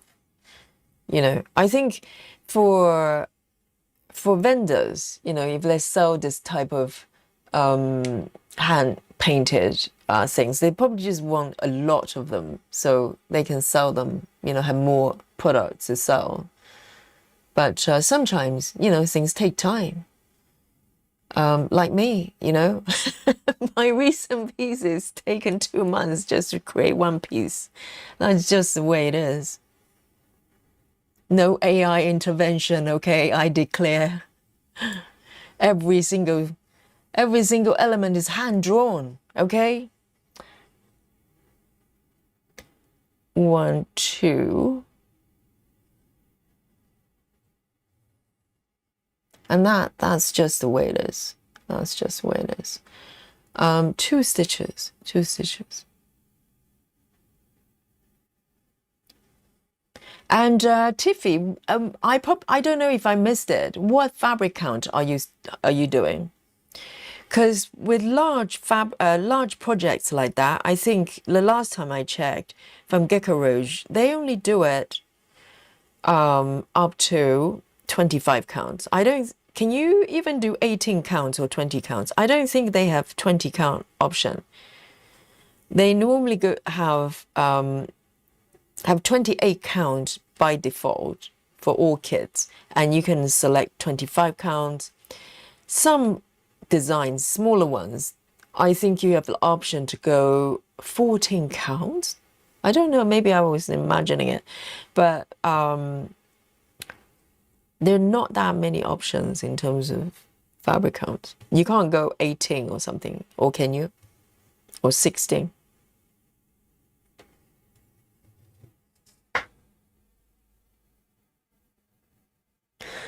Go big or go home, exactly. And 99 Lizzie, sweet dreams.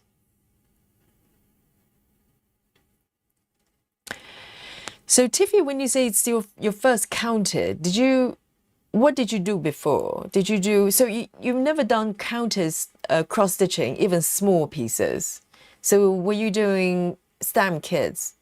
So Tiffy says, my first counted, I've done full coverage stamped that aren't tiny. Okay, the ones I have now, 30,000 stitches, tiny in comparison, but at least some exposure. That's interesting. So you went from stamp kit to one of the biggest charts out there in a counter stitching world.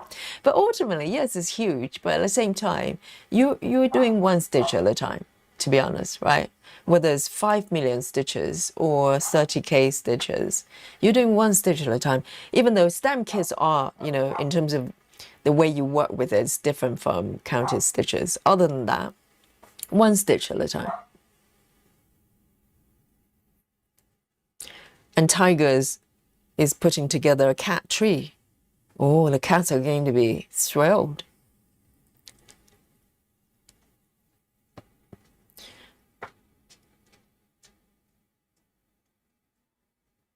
Three, 6, 4. 3, 6, 4.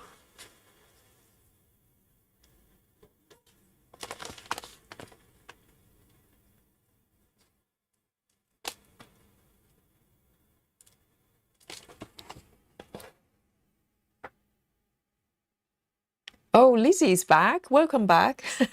Lizzie was going to go. Yes. And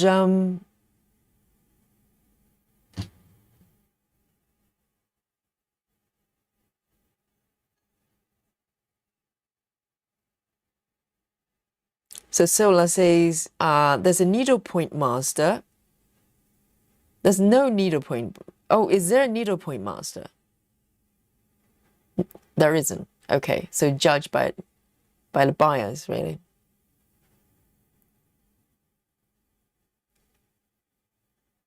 Hey, Steph. Steph says, hi, Yogi. I wanted to let you know I managed to buy the chart I wanted for my debit card. Oh, well, congratulations.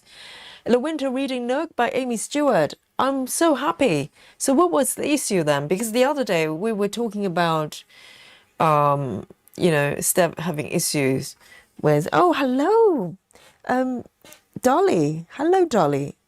Oh, Dolly wants to go out. Hang on. I just know. I can see that expression. Let me just open the window for her. I'll be right back.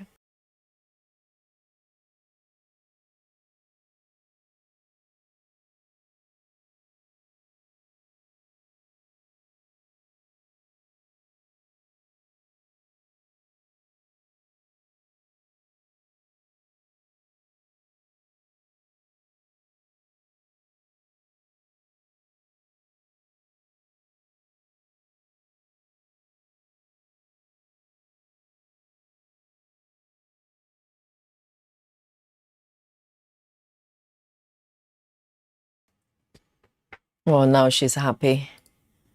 This is, every night about this time, Dolly has to go out from the front. I mean, she's a cat flap from the back door, but to the front, I need to open the window for her. And silly cat, because she could have, technically, it's an open world out there, so she could have just gone from the back door to the front and wherever she wants, really. But she just wants shortcut. She wants to be able to just go out from the front.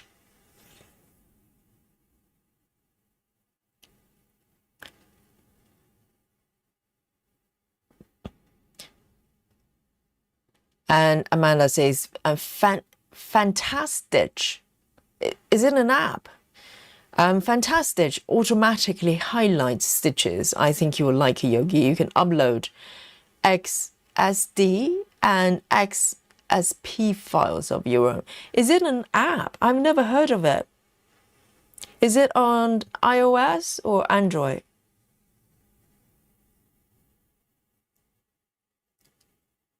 Let me just do this one here.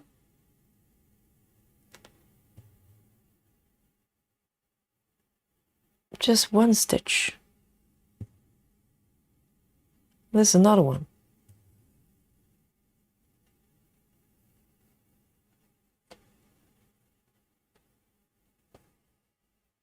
And that's it.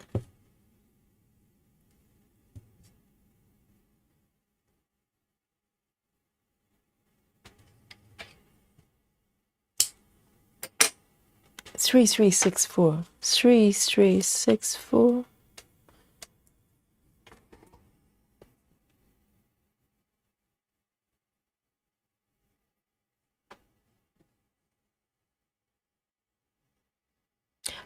Okay, so if you have one design that is working well, you do 10 of them. Isn't that tedious though? Because that kind of turned into a production line rather than kind of, a creation. But I suppose that's probably the reality of,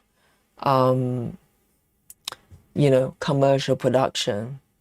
It's not fine art, it's not like you just paint whatever you want. But I think you can probably do it via something like Etsy shop. You can just, create those canvases in your own pace, and you can just do one unique piece at a time, and and then just sell them for people who want them.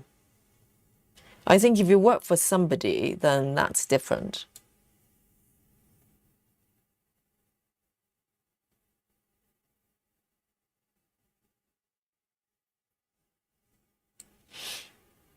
Hello, Crafty Tabby Cat. Great to see you.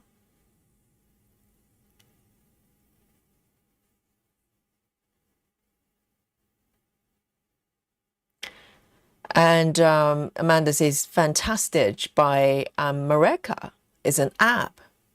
It's both on iOS and Android. I've never heard of that one. I must have a look. Has anybody used it? Fantastic. Fantastic. Let me have a little search, see if I can find it. Fantastic. I've never heard of it, actually. Oh, right. Hang on. So it looks a little bit like that. It's this one, isn't it? Is it this one? So does it handle? So does it work more like a PDF? I'll need to have a look. Okay. So you just mark the stitches and it just highlights it. So it's a little bit like, so it's not really like Pattern Keeper, because Pattern Keeper you have to pre-mark it, pre-select and then mark. So this one is really just, it highlights all the stitches and you just mark them. That sounds quite nice actually. I might give it a go to see how it works. I'll report back.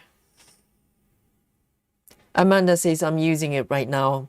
Interesting. Thanks for sharing that. I will, let me see if I can download it. It looks like it's free to download. And maybe I just downloaded it. So is there in-app purchasing? It's not free, is it? Is it free? Oh, it requires a login. All right, so I can't do it now. Tiffy says, I think my biggest concern is that the chart gets converted into the app correctly. Yes, be very mindful. Tiffy, I don't know whether you heard about my Gecko Rouge situation. I've got a whole live stream dedicated to what happened. So I've got Craft Cupboard by Colin Thompson, and so charted by Gecko Rouge. And so Gecko Rouge has got this particular chart. I don't know whether it happens on other charts as well. In the borders of the chart, for the top, and I think maybe, well, definitely the side and the top, there are 3 rows offset, 3 stitches offset from left and top. And I was being quite inexperienced with importing charts, and I just looked at those 3 offset stitches really only happened on the top edge and the side edge of the entire piece, not page by page, because when you import charts, sometimes you have the overlapping for every single page, don't you? I think it's kind of a legacy for the paper chart, where you can, connect 2 pages at the same time. And at that time, for some reason, I just look at the first page of the chart, saw the 3 stitches offset from the top and the left. And when I imported the chart into Pattern Keeper, I said yes to the overlap. You know what I mean? So I ended up importing the chart with 3 stitches overlapping top and left for every single page. And without knowing that I did that for 2.5 years. And I kept stitching. 2.5 years later, I realized the stitch count, the total stitch count didn't match. And I looked into what happened there and realized all the pages that I've stitched, the entire, 2.5 years of work, it was incorrect. I basically lost like thousands of stitches overall. So be very mindful when you import a chart, and make sure, I think the key is make sure that when you imported the chart to whatever app you're using, the total stitch count is correct. That will be a good indication the import was correct. I did not check the total count, stitch count. So I had no idea I had thousands of stitches missing. So I had to restart the whole piece. And maybe restart again, guys. I don't know. I don't know what's happening to that piece yet. I will know when the time comes. And the Starless Stitcher says, I really like the Christmas one, Yogi. It's so cute with a cat and the chocolate cookies and tea. I know that's kind of my dream piece. I very much, when I create a piece, I create for myself, really. I create my own dream piece that I want to stitch, that I want to look at. So I'm so glad you like it as well. And we are going to do a sale together on that piece for the Christmas. Okay, so I've got 2 Christmas pieces coming up. I've got this one, but I also have a epic piece. Probably it's probably more epic than this one, which is a Christmas Advent calendar. I was working on that one initially first, and then realize how much work is going to be, to be involved. And so I moved on to work on this one that I just released. And hoping, I thought this one was going to be quicker to create. And I was wrong. It took a while, took over 2 months to make.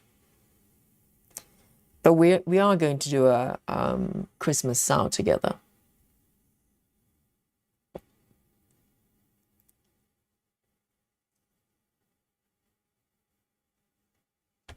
Ah, Tiffy's wondering, okay, because the chart is so massive, Tiffy's wondering whether the app can handle it.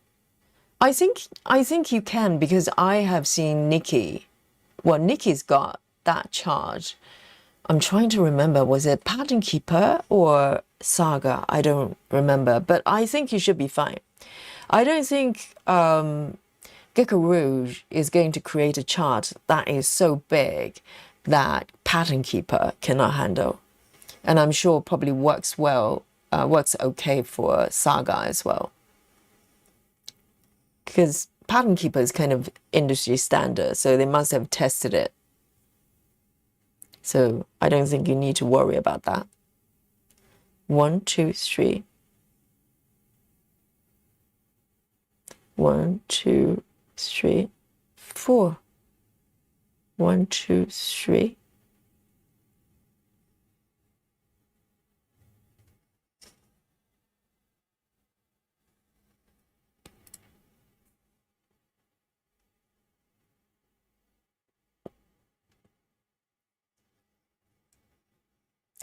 Hey, Michelle. Michelle says hello from Work Club. And Michelle says, congratulations on your new charts, Yogi. So proud of you. Thank you, Michelle. I'm so happy that you like them. When you're creating a piece like that, I buried my head down and just looking at that chart, that artwork for 2 months. And even for Mr. Yogi, I only show bits and pieces to him from time to time, because I didn't want to get sort of distracted by comments. You might go, well, maybe you should do this or that. I didn't want that. So, I pretty much just kind of kept it to myself. I showed a little bit earlier versions to the chat on the stream briefly, but I made a lot of changes since. So yes, thank you so much, Michelle.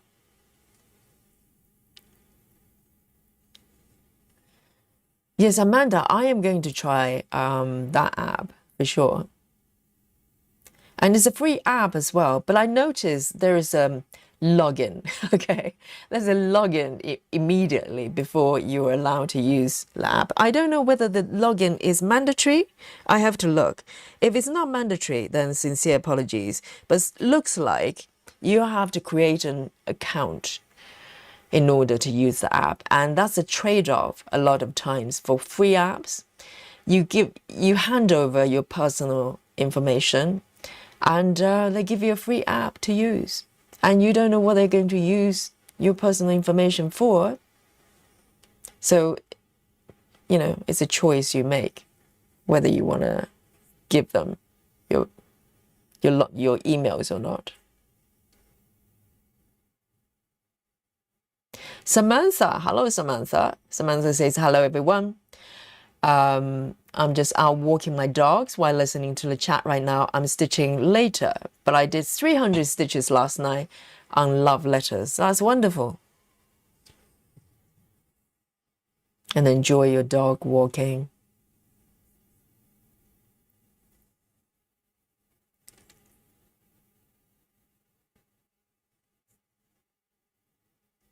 Yes, Tiffy, definitely. The only way, if you want to make sure that it's correct, just have that total number of stitches. You can pattern keeper or saga, they will show you the total number of stitches. They have to be correct.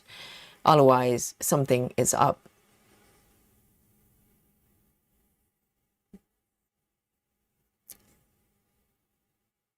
Janine says, I UFO'd a project because my husband hated it. Which one? I mean, you stitch what you love. It doesn't matter if he doesn't like it.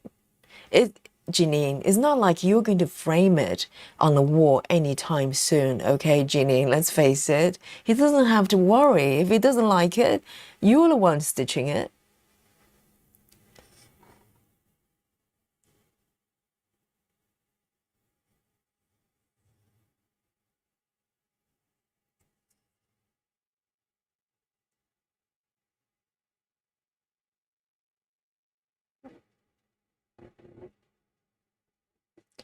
Okay, one stitch here. 1, 2.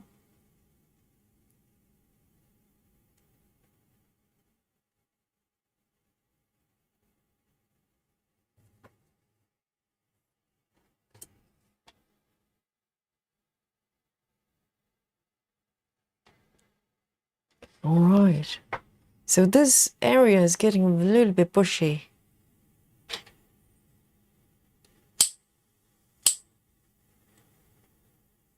Weeding time.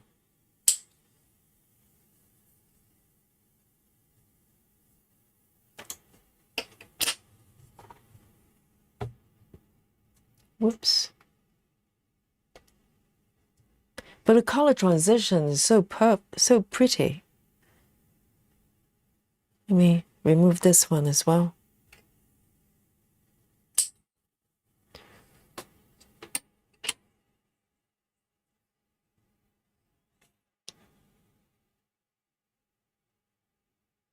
TV says, "Oh, did you just try it? Have you just tried it, TV? We're fantastic." Says my chart import was invalid. Why would that be?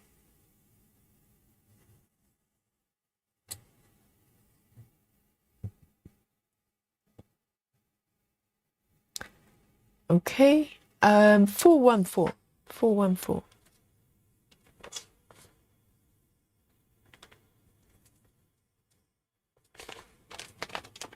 No spooky bingo today.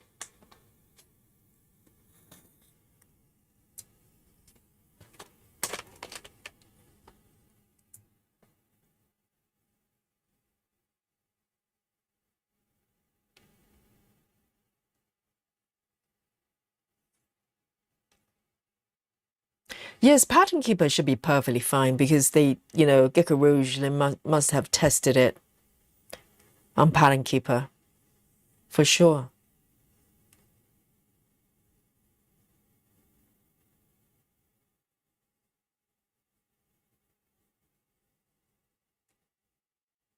All right, just one stitch here. 1, 2, and 3.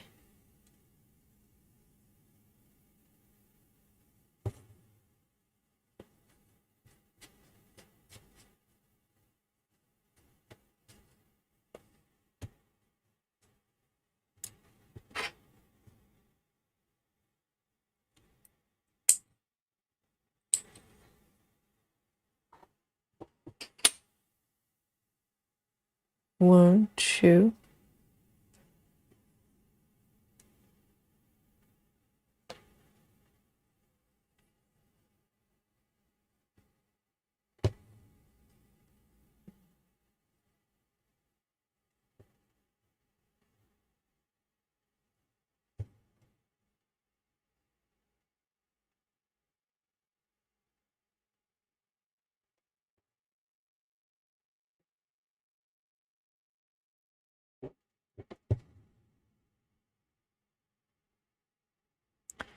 One, 2.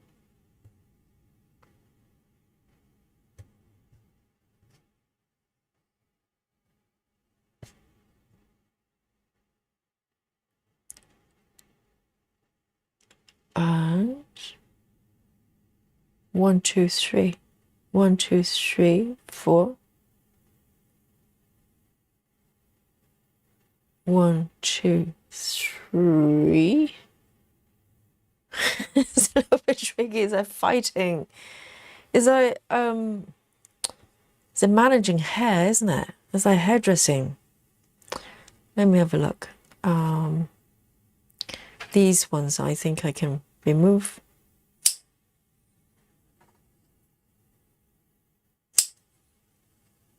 That's better.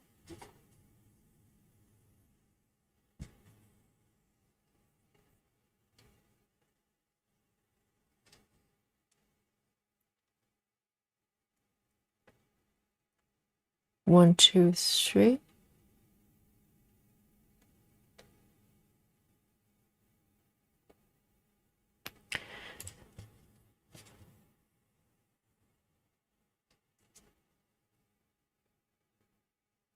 And 640. 640. A lot of color changes.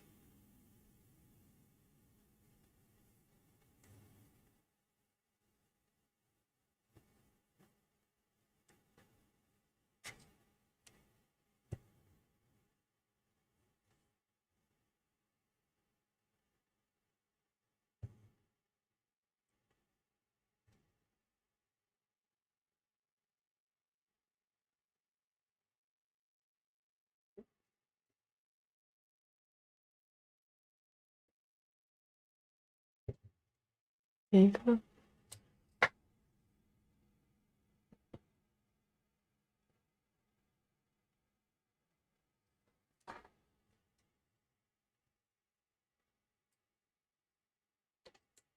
I think the day Mr. Yogi comes to me and go, hey, I don't like your dry flowers. Maybe you should, throw in the fireplace or something. That would be the day, It's going to be a one-person household, I think. He wouldn't dare. It's going to be me and Dolly.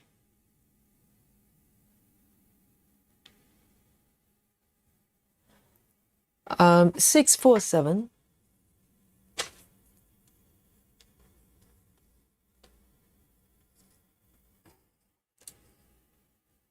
Is it chocolate time, Susan?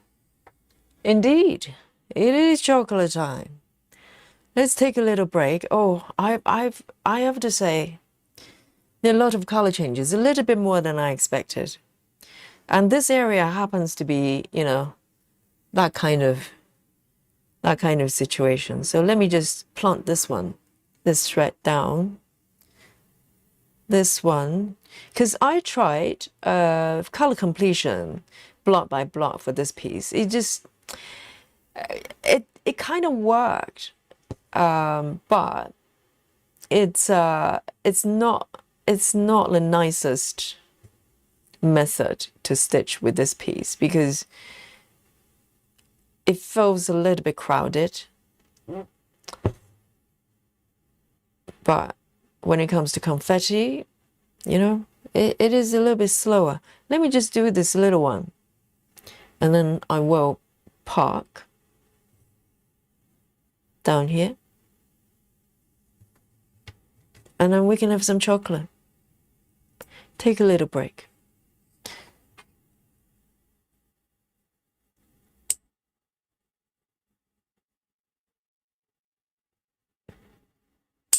Chocolate time, guys.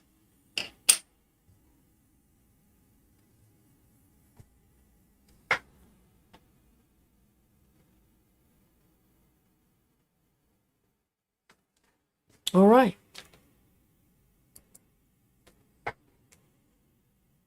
It is quite pretty, isn't it? And this area is, I have to say, it's really bugging me because it's been around for a while. It's been months. I can't remember, when I did it, but the color completion just didn't work for this piece. That's quite pretty. Let's have a little bit of chocolate. I need some coffee as well. Let me zoom out a little bit. And guys, let me know what you're snacking today. I'm very tempted to just keep going. Just create like a like a border there, the top border. I do have a banana. It's half eaten. I had a few bites before the stream, but I think I'm gonna go for chocolate. I need to replenish the 5 calories that I burn through stitching. Chocolate button, guys. And Michelle, have you got your chocolate button ready? Your chocolate buttons you smuggled from the UK. There you go. A giant button. Cheers, everyone. I'm very tempted to turn into a needlepoint. Not needlepoint, needle miter. Cheers.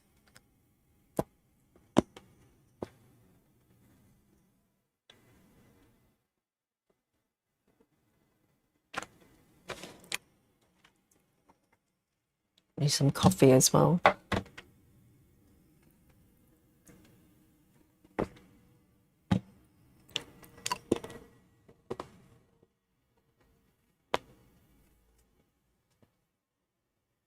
Oh, Michelle has got the chocolate button ready. Fantastic. Chocolate button spooky bingo. Not so spooky. But it's a bingo.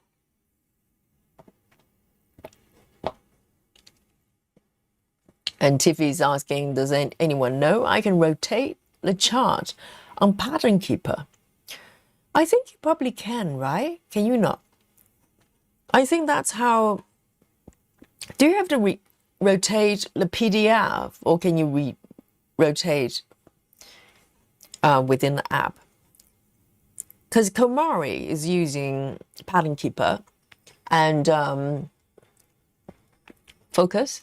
Yes, Komari is using Pattern Keeper and she's stitching her double cat sideways.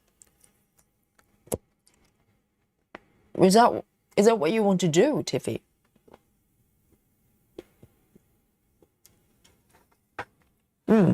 Really good.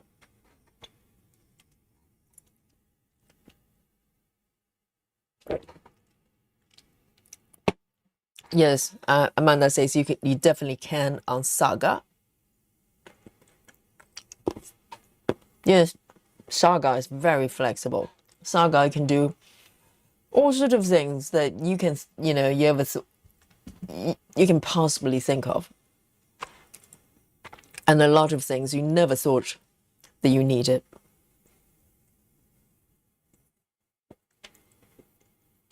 But I really like them to rework the workflow on how to change colors. It's just a little bit clunky at the moment. So I don't know how Komari did it. Maybe you need to rotate your PDF. I don't know.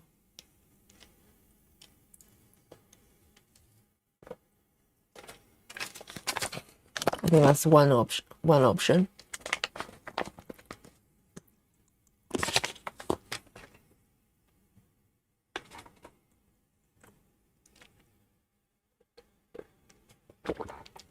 I wonder if you rotate your PDFs, because with Pattern Keeper, for instance, it recognizes pages.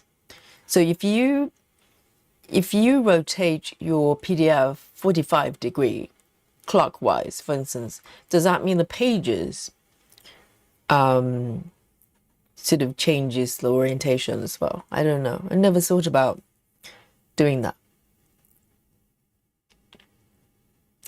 TV says because it's trial version. I don't believe so.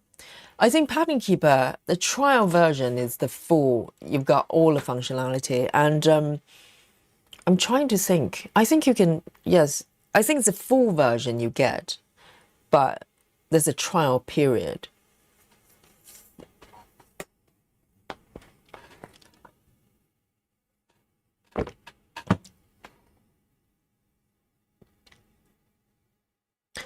Amanda says cross stitch Saga and cross stitch Paradise both can rotate charts. Oh, so Pattern Keeper cannot. So how do people do it? So how does that mean Komari actually modify the PDFs? But how do you do that? How do you do that? Because PDFs come with loose pages, right? I have no idea. My head is spinning. Never thought about doing it. So if anybody can help out, Tiffy, please do. Oh, I'm gonna need a little bit of chocolate and coffee.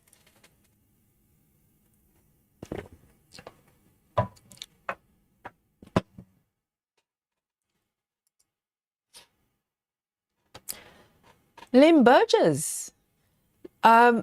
Lynn says, hi Yogi and chat. Congratulations, Yogi, on finishing your artwork. It looks great. Thank you so much. And Lynn, congratulations to you as well for the beautiful progress you made on Traveling Library. It's so beautiful. It's so stunning. That chart is really, really beautiful. And Lynn has done an amazing job. And I don't know how many people actually finished that section. It's so pretty. And thank you. Thank you, Lynn.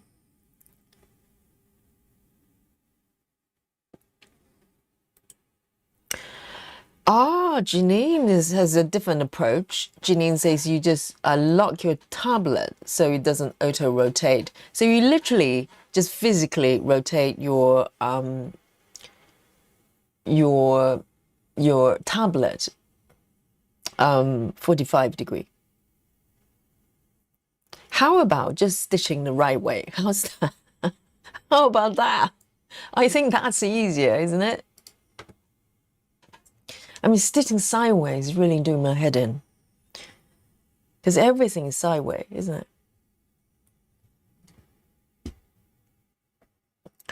Amanda says you can rotate charts in Markup RXP when you initially import them. Oh, right. So you can make a choice on whether you want to rotate the chart.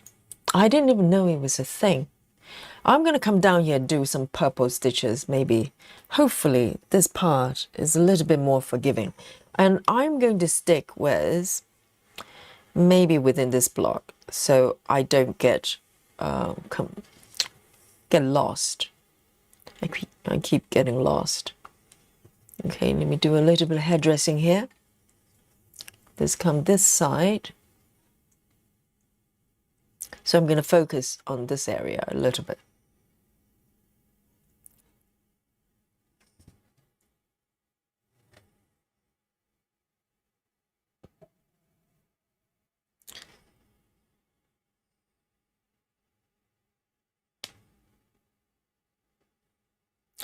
Barlow says I lock my device screen, then turn my device around. Right, okay, that's another way you could do it. So your chart is still facing the right way, you just rotate the hardware. Amanda says when I stitch sideways, I just read the pattern that direction. I don't change the actual pattern to a different orientation, but all the symbols are going to look sideways as well. Does it not bother you? It would with me because everything's looking sideways, including the symbols. I don't know. Maybe aliens don't mind. Okay, my brain just is going to fight it.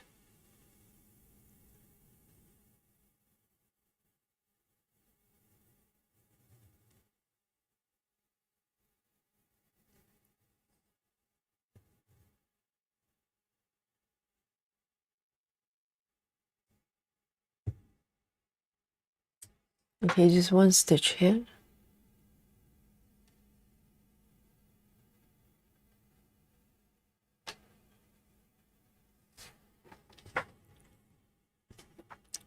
And move all these threads away.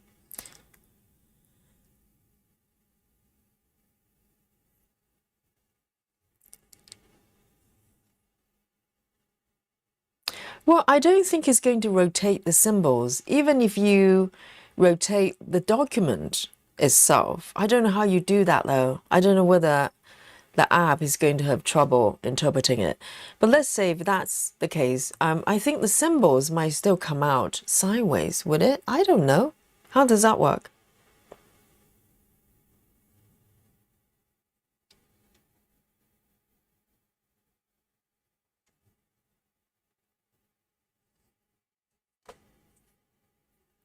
Janine says, I do that for a storyteller's view. It's too long to stitch lengthways. So, Janine, do you just turn your tablet sideways?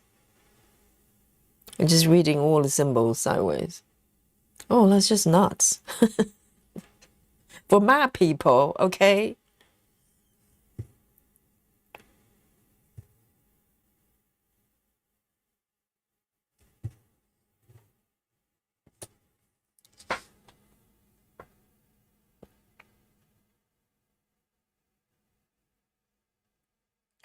And next one, 3836. 3836.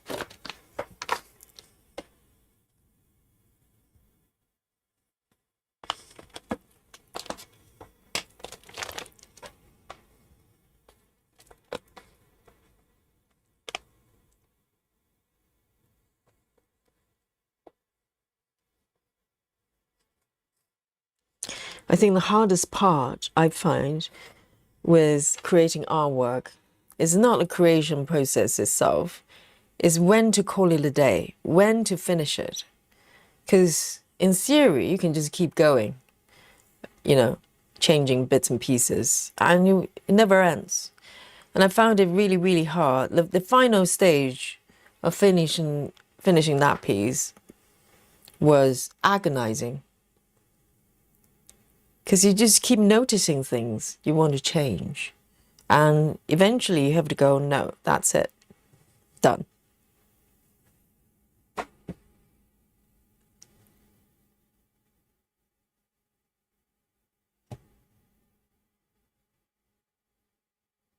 But also, if you turn your tablet sideways, wouldn't your thread list go sideways as well? How do you read it? Particularly on Saga. Because on Pattern Keeper, you probably don't have to look at the thread list that frequently. You just tap and kind of just go. 1, 2, 3, 4, 5.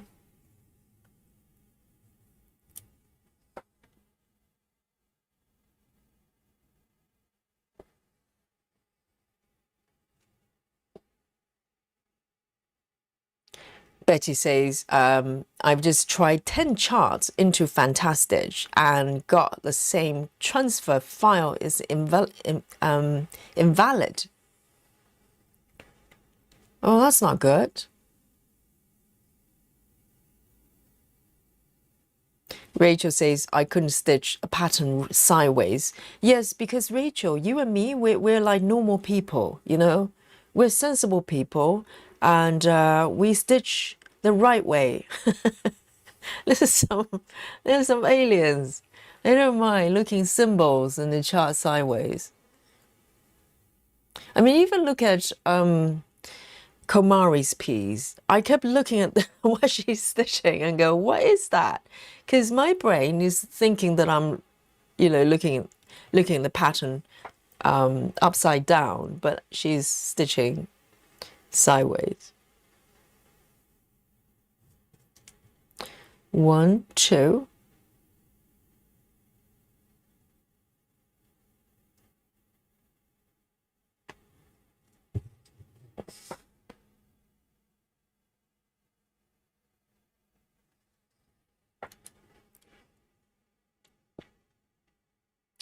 Yes, Amanda, because you're in a slightly different dimension, you know? Of course it doesn't bother you.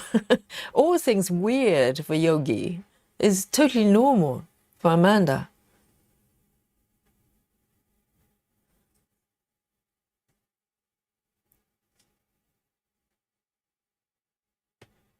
And also, Tiffy, what stitch count are you doing? I think I missed that. I really want to know. Are you doing 28? Are you familiar with 28 stitching, or are you doing 25?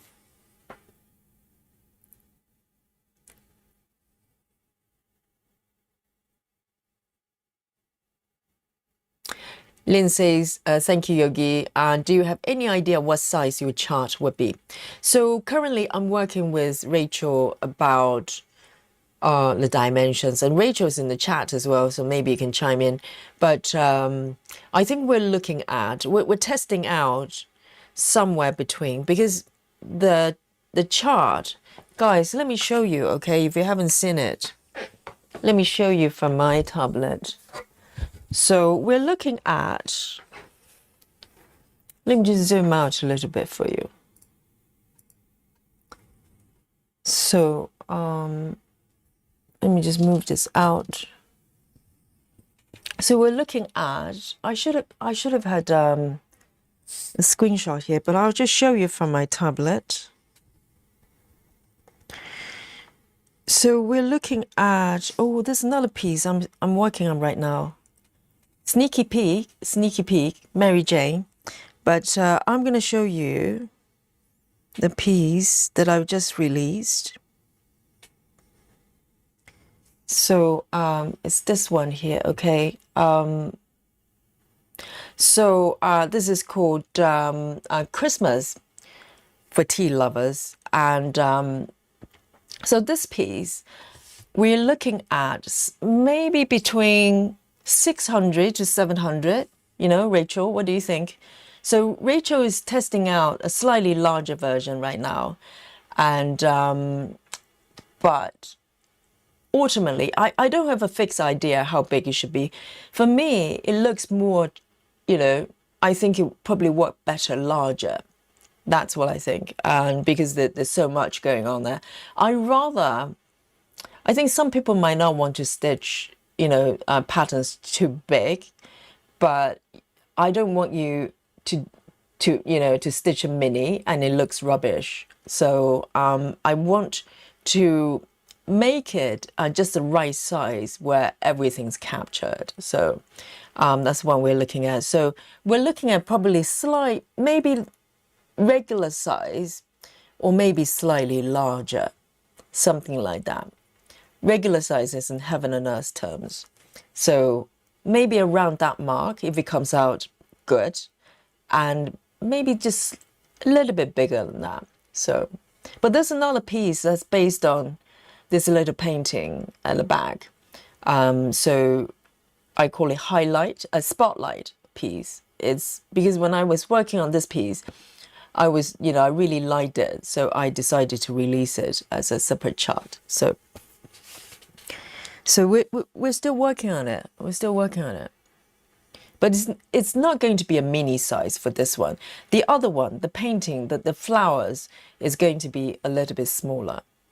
That's how I see it. But ultimately, it has to come out good, because there's no point, you know, try to fit a certain size and it just doesn't, you know, come out properly when you stitch it.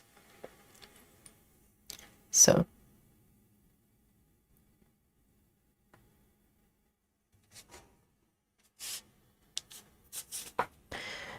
And I think the other piece, the calendar, Advent calendar, is going to take quite a lot of work as well. That piece is probably going to kill me, but that's the price I pay. Oh, Tiffy is doing 22 counts. My God. 22 counts for that piece. Yes, we're talking about like a double king size duvet when you finish in about 150 years time.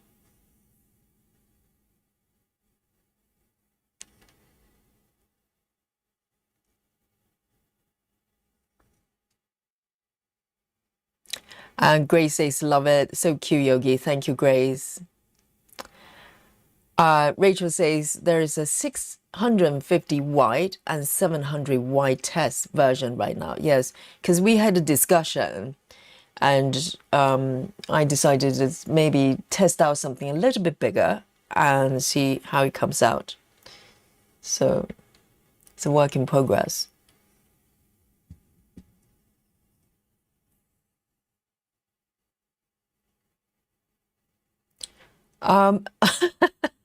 Alex says, what happened over the right side of your fabric, Yogi? It looks like you've got in a cat fight.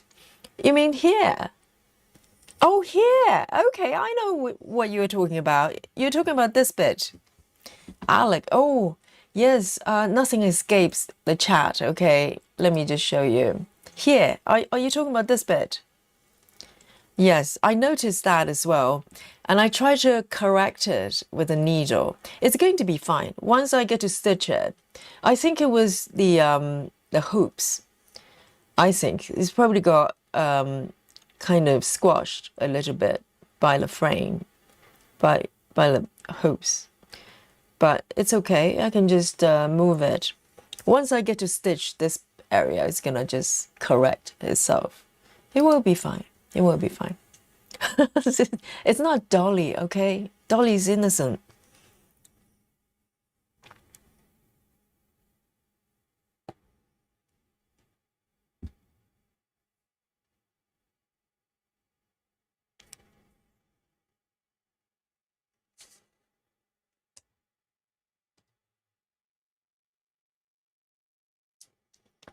TV says, oh,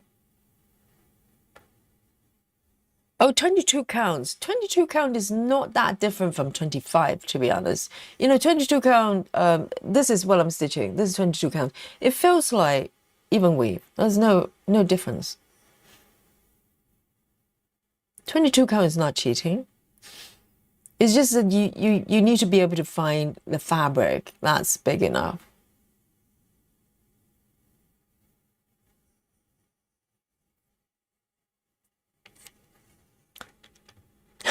Tiffy, I think Tiffy is being very optimistic. Tiffy says, my time goal is 34 years.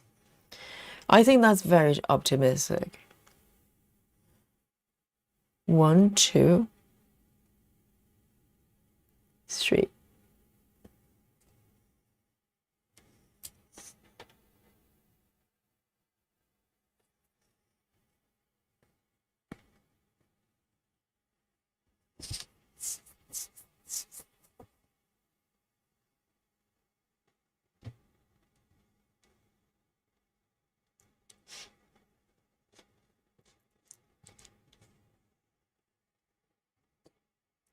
And this one is done. I mean, this area is a little bit more forgiving, but still quite a lot of color changes. It's just that kind of area. There's a whole bunch of like dry flowers. 3-1H, 3-1H.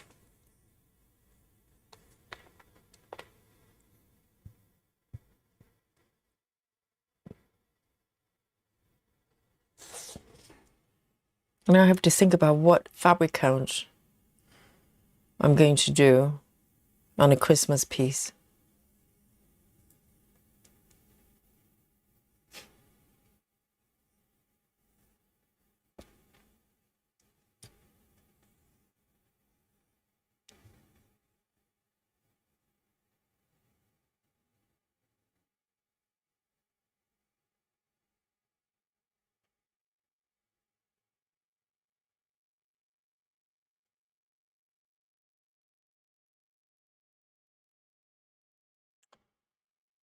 Yes, Barlow. I think watching floss tube definitely can be dangerous. You just want all the pieces people are stitching. But that's the beauty of it, because that's how people discover patterns and companies, isn't it?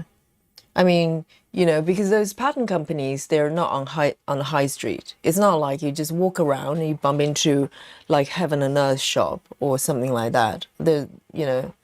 It's completely kind of almost like word of mouth through floss tubers. 3-1H. This one, actually, I've already had a pass thread, so I'm gonna put it back.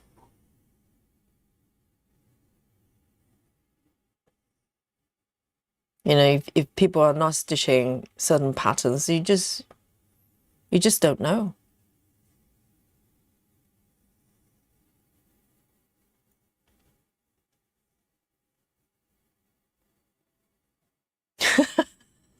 Is Janine dying? What is Janine talking about? Oh, Janine says, I'll be dead in 34 years. No, you won't. Janine's only 12.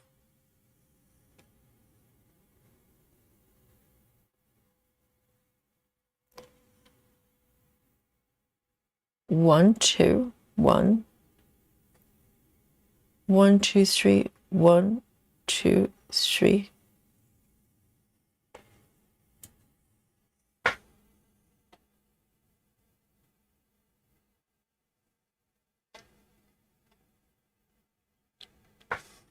Oh, this one I've got 4 stitches. What a treat. 4 stitches.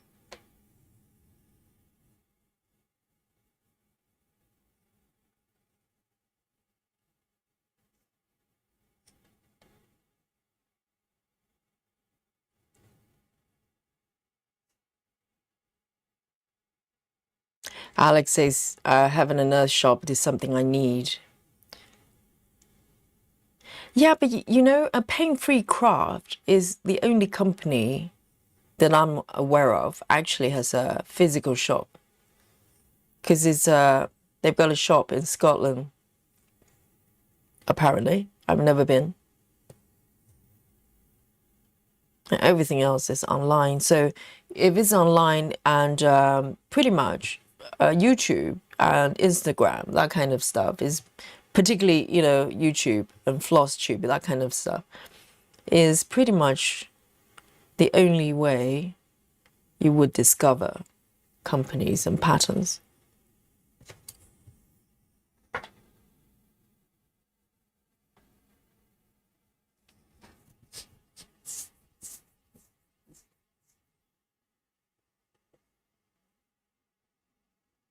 Janine says, Janine is not 12, everyone. Yogi Fibs. No, Janine, or maybe, okay, Janine, sincere apologies. Janine's not 12, is nearly 13, okay?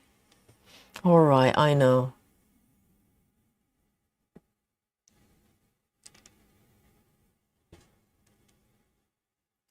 One, two, three. 1, 2, 3. Just 1 stitch.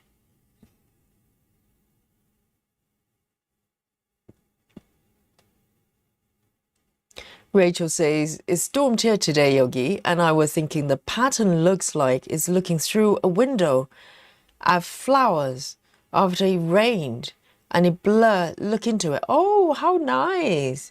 Okay, it's like when rain hits the windows and everything goes blurry. It's a little bit like that, isn't it? The whole style is kind of a little bit dreamy.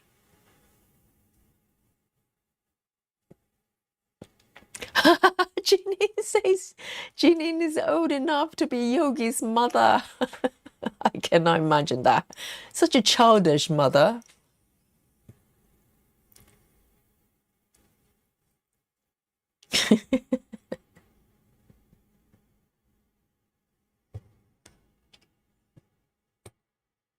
Four, 5, 2. But I have to say, with my mom, after I sort of became a grown-up, there was a lot of kind of role reversal, you know, a lot of, you know, me turning into a mom and my mom turning into like a teenager. We went through a phase like that as well.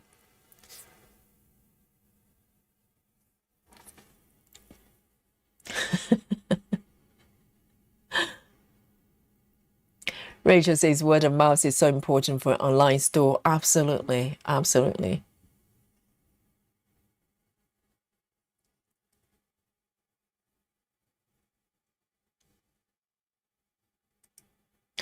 Yes, I think online visibility is the key, isn't it? I think YouTube as well, isn't it? And also online business. And I think that's why, you know, a lot of floss tubers, they're doing unboxing, that kind of stuff. They almost never stitch. They just open boxes. I always look at them and go, when do you get to stitch? You've got so many projects and you're unboxing every single video. When do you get to stitch like, 2,000 projects? But I think it's kind of just glorified efforts, really. But floss tubers are different. They are actual stitchers, and they just stitch what they love. But through those videos, you get to discover a lot of beautiful patterns.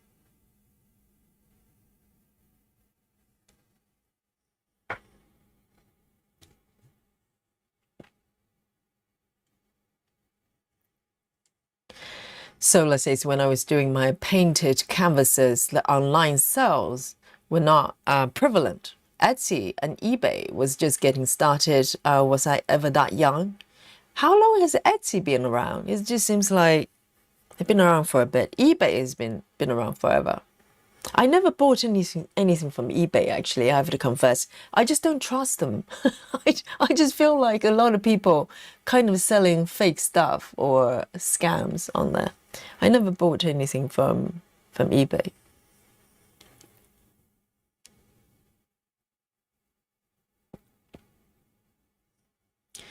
Lynn says, Yogi, I love your art. It's so vintage and not a book in sight. Oh, a book. How interesting. Yes. Interesting. Very interesting. And very true, because the piece you were stitching is a library, isn't it? So I think it's kind of a reflection of my own fantasy, really. I just love, cozy stuff. So naturally, that's what I do. And thank you so much, Lynn. I think vintage is a nice word. Yes, I love shabby chic, like something that's kind of not totally old, but it's not new either. Just has that slightly aged look, but not antique-y.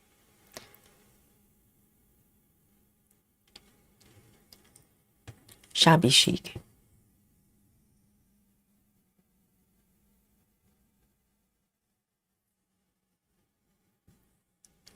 So says I'm old enough to be Yogi's grandmother. Oh dear. Yes. It's like a competition. We've got 3 generations here.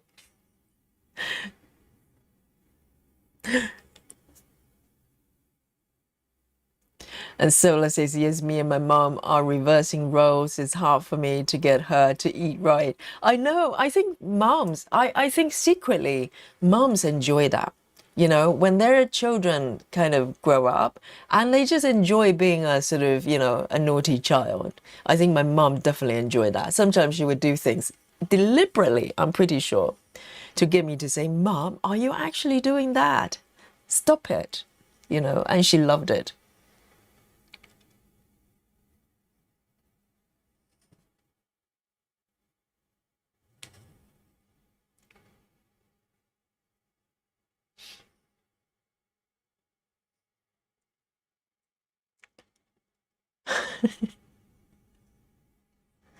Grace says it's so exciting to open the boxes.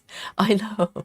But all the unboxing, particularly for STEM kids, because the most unboxing you see, they're kids, right? Like STEM kids. The most frequently that I come across on YouTube. They all look the same though. Do you not find all the STEM kids, when they open them, they're all very similar? And also for STEM kids, really, if you look at the canvas, you can't really work out the quality of stitching, because the stamps, they deliberately use random colors. So you can't figure out what you're stitching until you stitch it. But there are channels out there, literally, all they do is just unboxing. They never stitch. And I don't know where they put so many kids. Do they have like a huge warehouse? Do they live in a castle or something?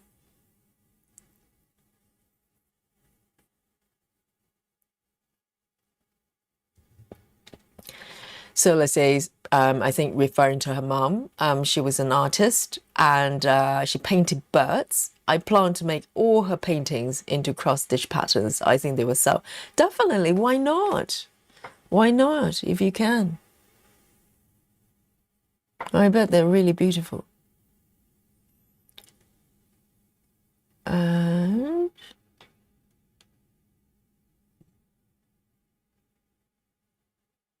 I'm going to pick this one. I think I'm kind of doing row by row right now. It's hard to tell. Improvising.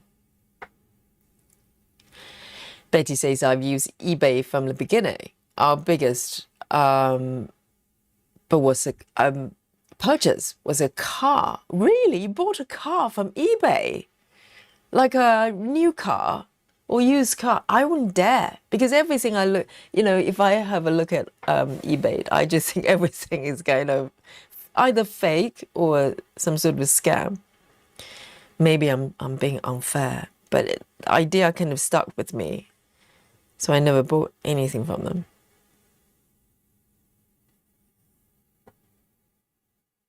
Exactly, Janine.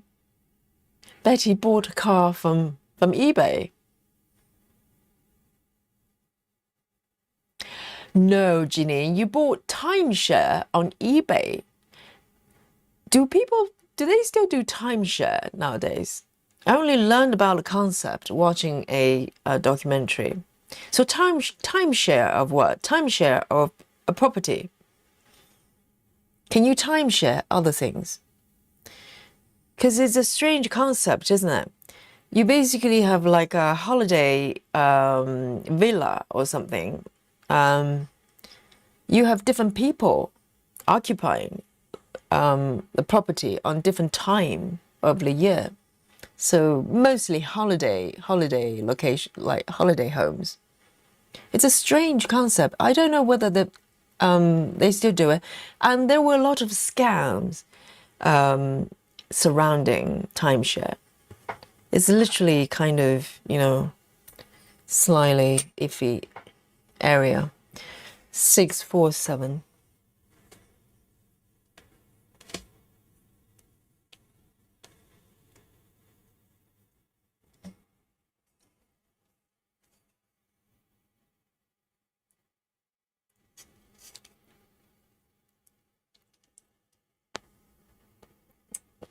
Susan says, I like that you've got the picture of the flowers in the background.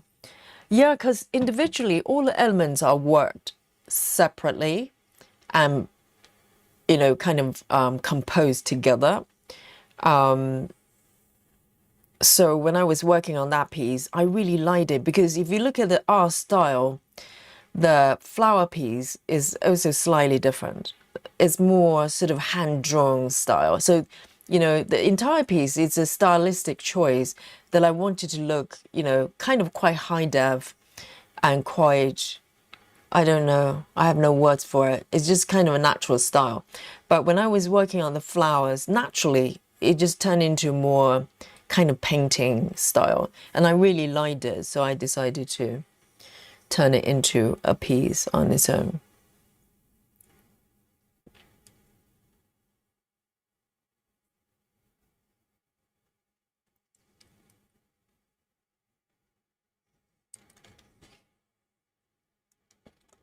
But guys, the true crime fans, a while ago, there was this case of this guy. What's his name? He was accused of killing his wife and was convicted. Welsh, what's his name? He was an art dealer and he was a forger, really. He created, maybe commissioned someone to create, was Andy Warhol pieces. And he actually sold those pieces on eBay. And it's just shocking, you know, with that kind of money involved. I can't remember how much, quite a lot of money. People bought the fake art from eBay, literally. And then when they received the artwork and realized it's fake and tried to trace him back, of course, it disappeared. You know, no reply.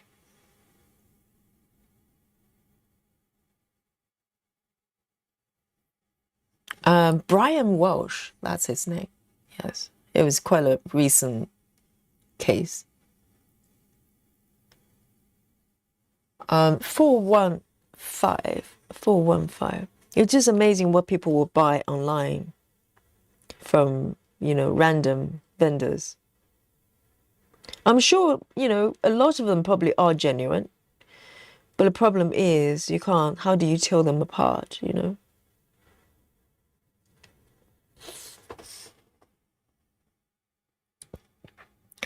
Alex says, one wonderful world map illustration is such a beautiful design, but I can't justify that. £1,200 will have to cough up.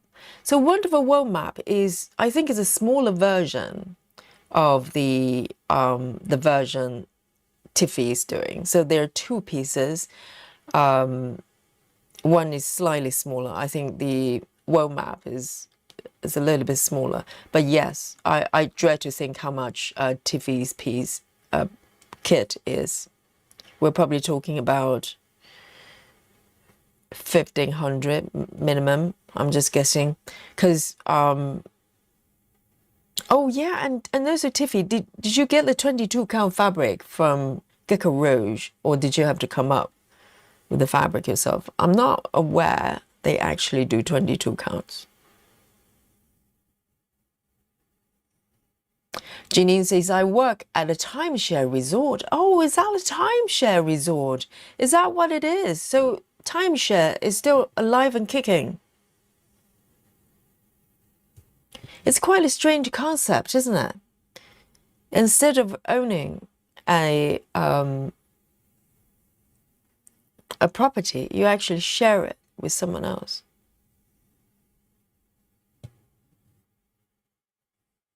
It's an interesting concept.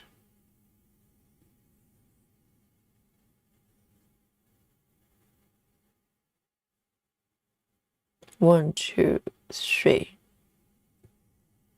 Oh no, I am going to end this thread.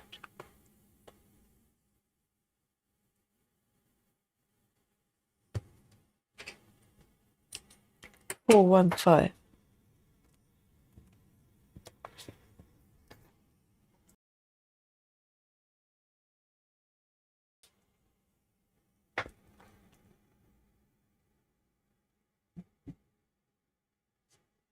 Janine says, I know all about timeshares and how to use them.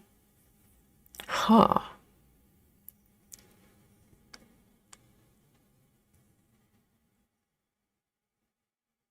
So does that mean that when the properties are not being occupied, not being used, your services would be taking care of the property? Is that what it is?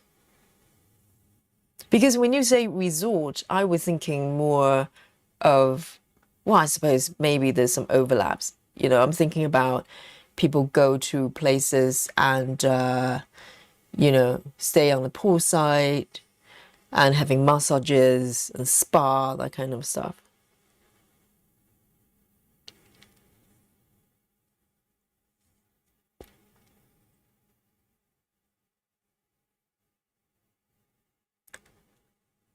Oh, I bet, you know, Betty, the eBay is probably a good place to find some charts, old charts.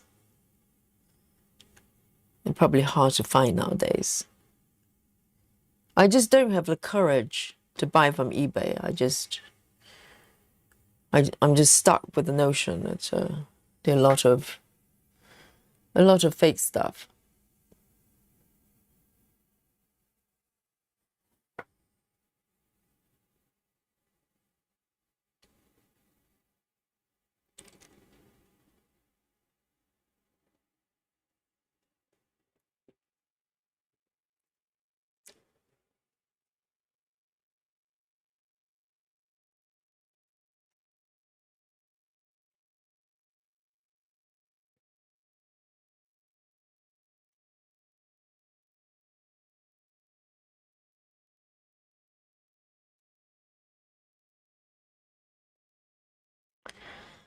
And so Solar has had negative experience on Etsy. Yes, I think Etsy is a little bit like Amazon. I think there are good vendors and there are not so good vendors. But overall, I don't think there are a lot of people are on there just to scam people. It's probably a different from eBay, but I'm sure they're probably vendors. They're just terrible. I had a couple of experience. Well, actually, only one that wasn't very nice a few years ago during COVID. Actually, I bought some needle miters and small ones. They look really nice on the pictures, and when I got them, you know, I think they were handmade because a lot of needle miters they're probably made by some companies and they're sold through Etsy vendors. But those ones I bought, I think they were handmade, but very poorly made. I could literally see the glue, showing through. Like needle miters, you have the magnets at the bottom. I could literally see the glue in between the magnets, and it just looked really rough. And so I decided to, send them back. And when I request for a refund, I actually put in feedback, because they always ask you why do you want request for refund, and I listed the problem, the issues I have.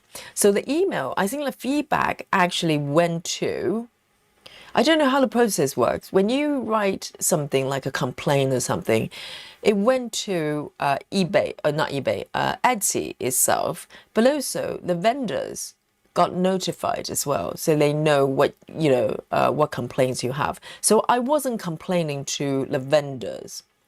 I'm trying to think. Oh, maybe I didn't even ask for a refund. Maybe I was asking for. Maybe I just wrote a review that wasn't very positive because they were very small items. So I probably thought, well, never mind. So instead of going to speaking with the vendors, the vendor, a lady, I just wrote a review. I think that's what happened. And the vendor actually came to me, wrote an email to me, and she was being so aggressive. She said to me, if you have issues, why didn't you come to me first? And instead of going to Etsy, she made it sound like I was trying to bypass her in order to escalate the complaint to Etsy, which wasn't the case because I wasn't asking her to do anything. I was just reviewing the product I bought. When you buy a product, you can just write an, independent, review and say, I bought this one, I love it, or I don't love it, right? And that has nothing to do with the vendor. I have no obligation to go to her first and ask for permission. It was, really poor made product, and I want to warn others so they know about it. And she came to me, she wrote me a really, really aggressive email. So I had to forward it to Etsy, and Etsy agreed that was totally unacceptable. I think she just lost it. And so Etsy actually issued refund to me, not through the vendor. I don't know how it works, but basically Etsy just said sincere apologies. This is your refund. And that was that. And they probably had to have a word with the vendor as well. I think it was just so uncalled for. She was just losing it. I think that's so foolish, because if you do something like that, what do you think is going to happen? When you're on a platform like Etsy, it's not your own shop. You are on someone else's platform, and they have policies, they have quality control in some way. So yeah, I think if you behave like that, after a while they probably strike you. I don't know.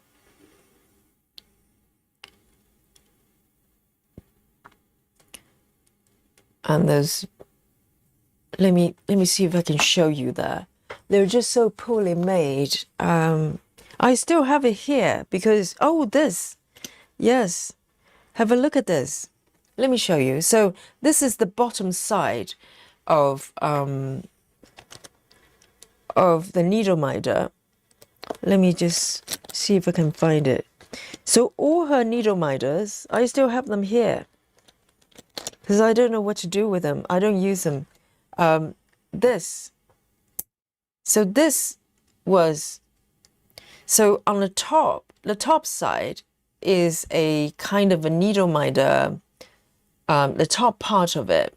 And I can't remember what they look like. They didn't look terrible, but the bottom side, they have, she's got like a weird kind of fluffy thing attached to all the magnets. So this is a magnet. She's got like this weird kind of felted part attached to the bottom. And some of them literally, can you see this? Let me see if I can zoom in a little bit. It just looks really, really rough. It looks like someone just, rummaging in their own craft room and come up with this. This is the bottom side of the needle minder. And it just looks, the felt bed, I don't even want to touch it. It just feels like someone has handled it a lot. It looks just, it's just weird. And all of them come like that. And the top part, I can't remember what they look like. They didn't look that great either.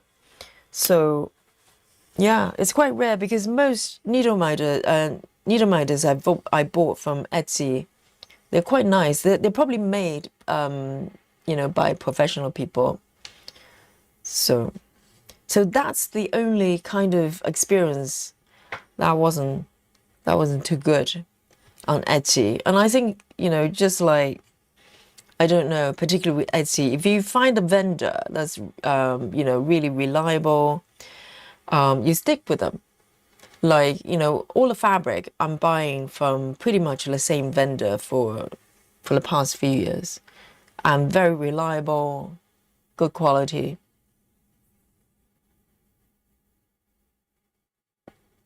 Sola says, I always had a good experience with eBay. Yes, I'm probably being unfair to eBay. It's just the idea I'm stuck with. I just think that there are a lot of people on there are scammers.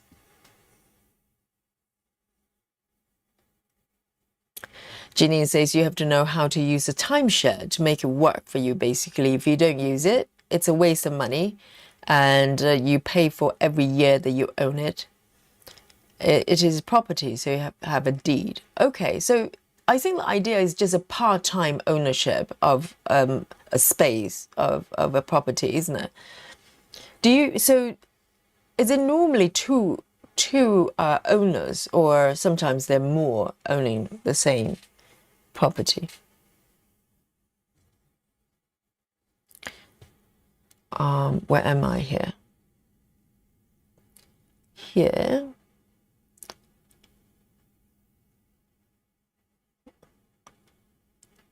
Okay. I think this one I have done.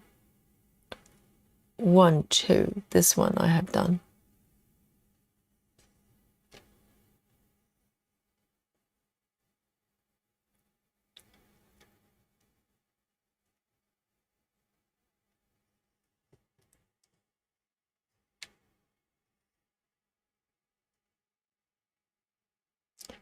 I think it was probably the documentary I watched about timeshare that got me worried.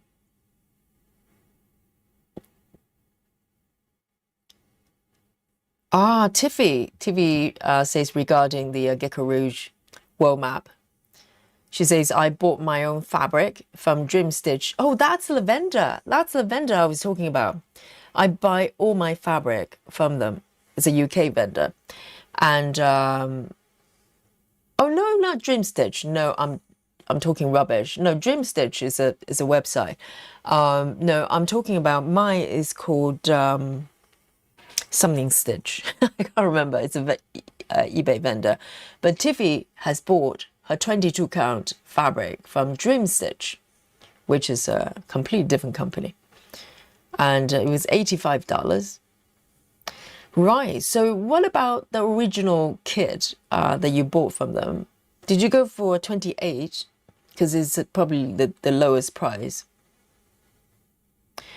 And I'm surprised you're able to find a fabric that's big enough. 1, 2, 3. 1, 2, 3. 1, 2, 3.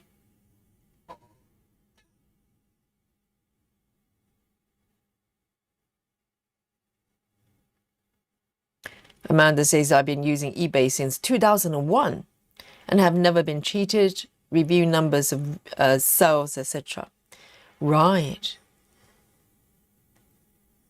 Very nice. I'm glad to hear that.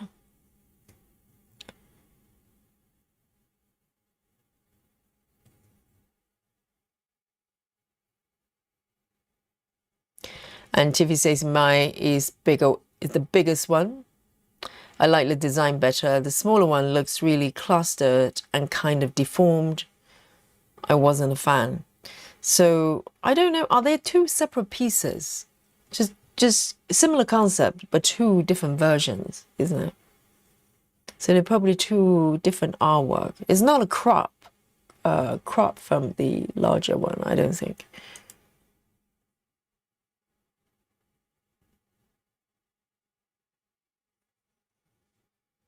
Janine says, you only own it for a week. Ah, okay. So a whole bunch of people owning. Right, because they only have holiday like once a year. Okay, so that's how it works. I'm thinking like maybe two people split the same property. So it's not like that. It's basically the same property. So it's not really, you don't really own the property, do you? Even though technically you kind of are, but really you're kind of just having permission to use the property once a year or something like that for a week. Is that what it is? So they can they can have holiday like every year to the same place. Maybe.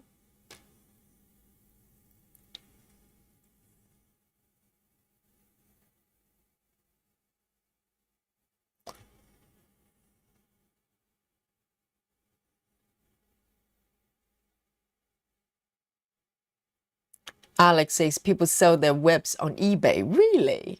Who buys them? You mean like a half-finished product? Not product. Half-finished projects. I've got quite a few webs I can probably sell. I don't know who will buy it.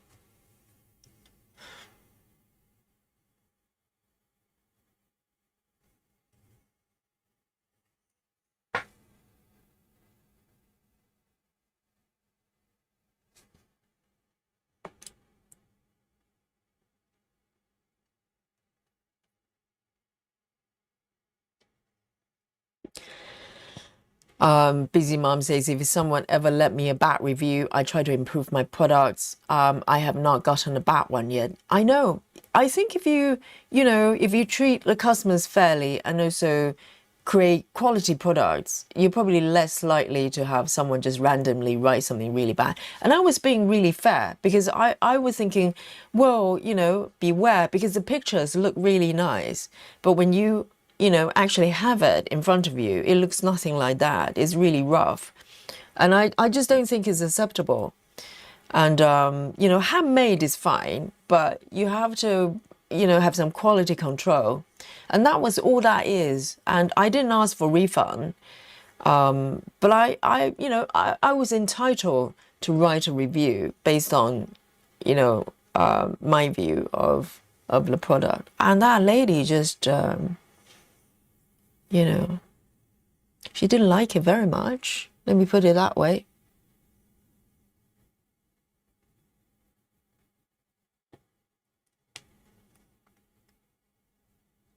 Okay, that one looking a little bit dodgy. Let me have a look.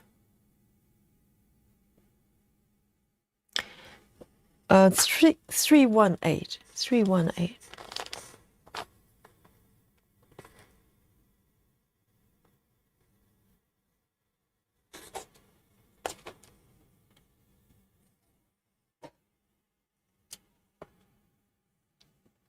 Ginny says we have 182 bed units that are owned. So each two bedroom unit is owned by 52 owners. Oh, each one. So everyone has 1 week to come use the property. Interesting. But why don't, so does it work out cheaper than,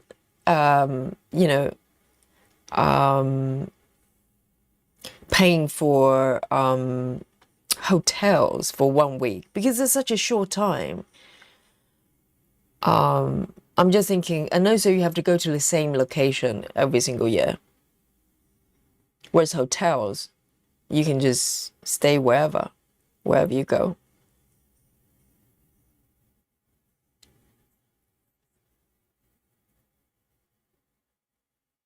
Wow, that's a lot of owners for those properties. So okay, so my concept of timeshare was totally not correct. So it's much shorter terms, but technically they own a portion of that property. So what happens at the end? Is there a sort of time limit on how on sort of ownership? Because UK properties, there's such a thing as is it ground rent, something like that, that it can expire after a while. You have to pay. You have to pay for the ground. So if you have a property, you own the property, but you don't own the ground beneath necessarily. So a lot of times, particularly if you have a converted flat, like a building with multiple flats, the ground owner might be a different entity. A lot of times is a company.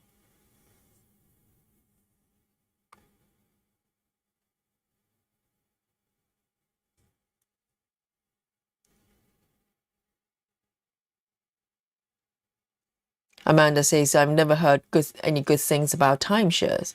Oh, Janine, listen to that. Yes, they're almost impossible to sell.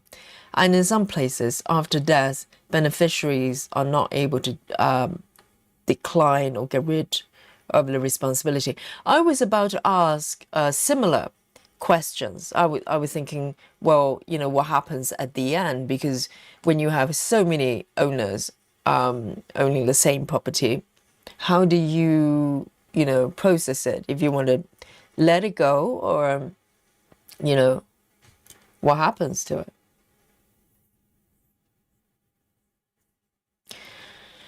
Rachel says, this happened to me before. I bought a watch and it didn't work. The company refused to give me my money back. I contacted eBay and refunded my money.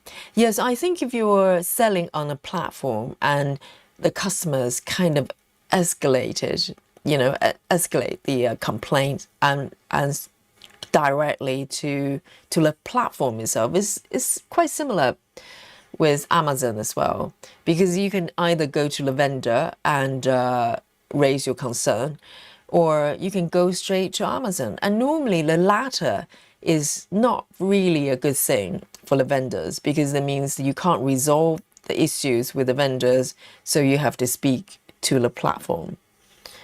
And it's probably not good for you as a vendor if that happens.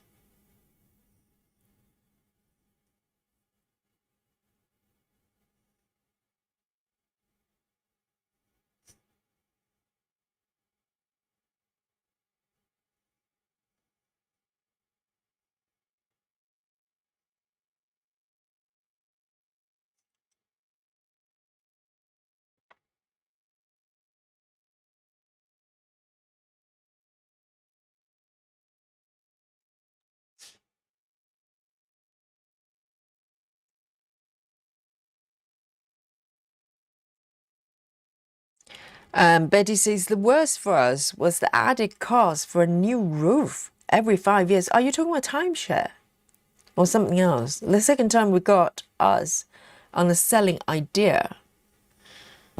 Right, is it timeshare? Ginny says you own a share basically. Oh, as in share. And they're hard to sell. But in Massachusetts, I think beneficiaries of deceased owners are not responsible for them.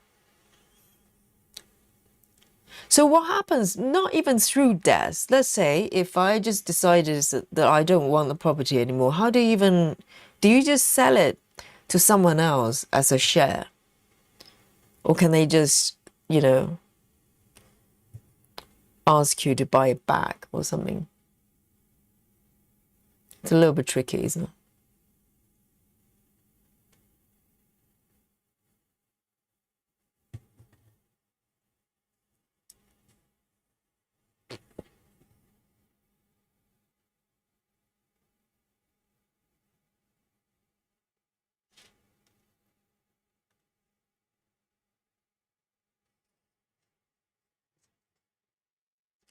One, two, three, four.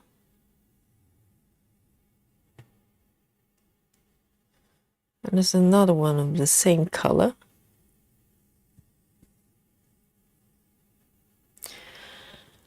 Lynn says, Yogi, that's what happened to my stitching. A person commented on the sewing machine. Lynn, where's the parallel? What are we talking about? What do you mean that's what happened to me? Lynn, get rid of that friend. That's my change friends. Lynn stopped stitching Maggie, the mess maker, because a friend of hers, quote unquote friend, said, basically asked Lynn, why are you stitching a sewing machine?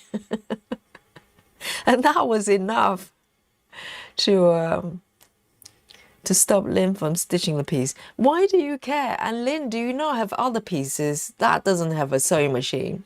You can stitch something else. You can stitch a car engine. How's that?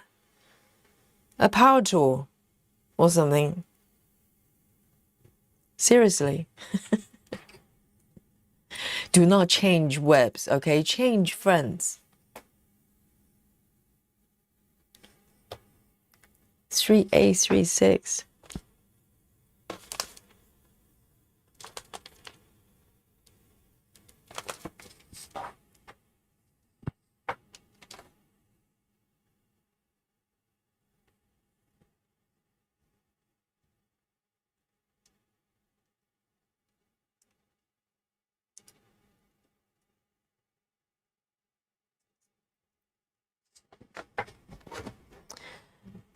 And yes, Amanda, that was my question as well. What's the difference? Why do you want a timeshare? It seems so much hassle. Versus, if you just want 1 week a year, you can just go to any hotel. Just book a hotel. Unless it's super cheap. But it doesn't sound like it's super cheap.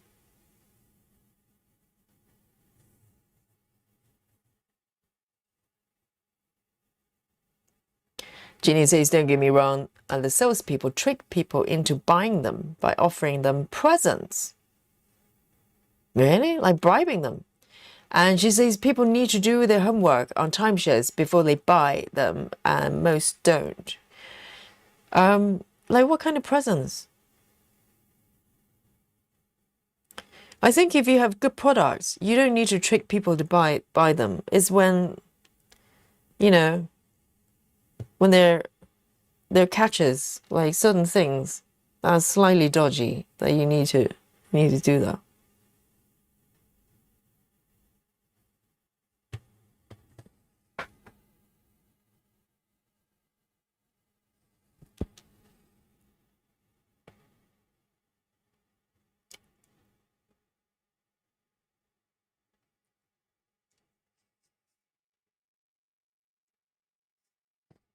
Janine says you own it for life unless you sell it. It is property.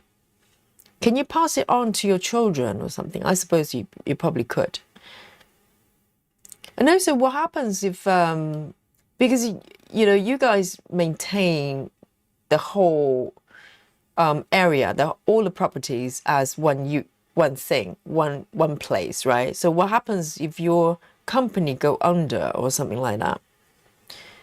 Do people still own what they own?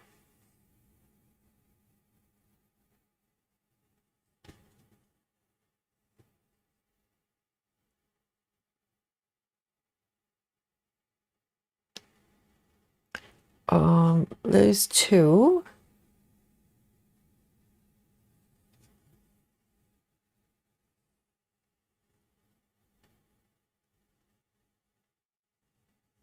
So this one, let me see. It's this one. Hang on, where am I? Why does it look like this? It doesn't match. What's on my fabric? Hang on, let me double check. Why does it look like this? 1, 2. I think I may have stitched these two incorrectly. That's why it doesn't match. Let me see. This one is not stitched.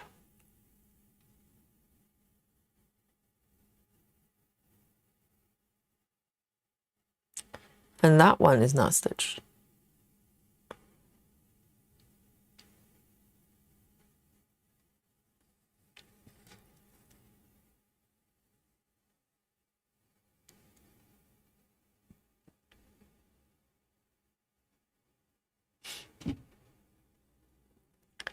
And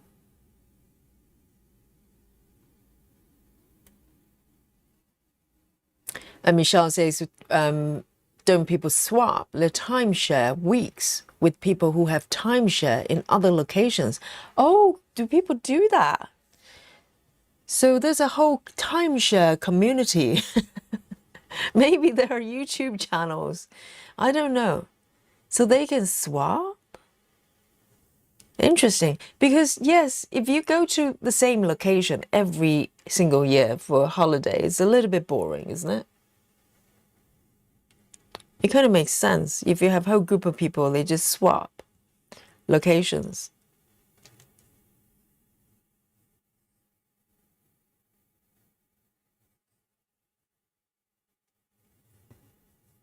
Sounds more fun.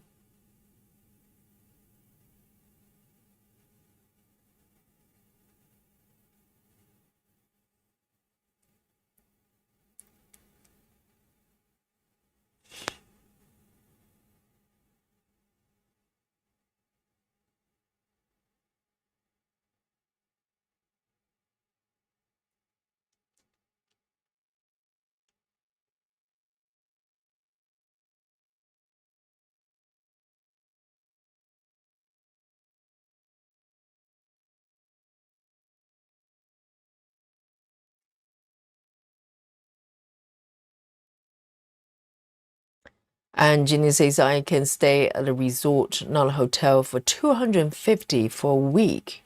To rent somewhere like that for a week, it would cost over 1,000.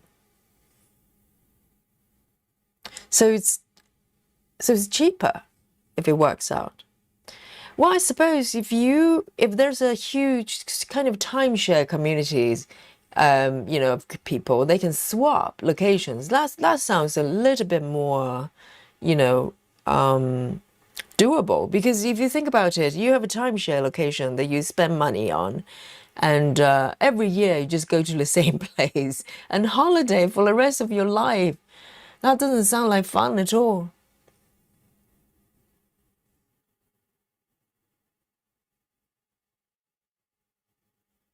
Wow, I've got so many part threads for this color. It's peculiar. I don't know why. Let me end this one.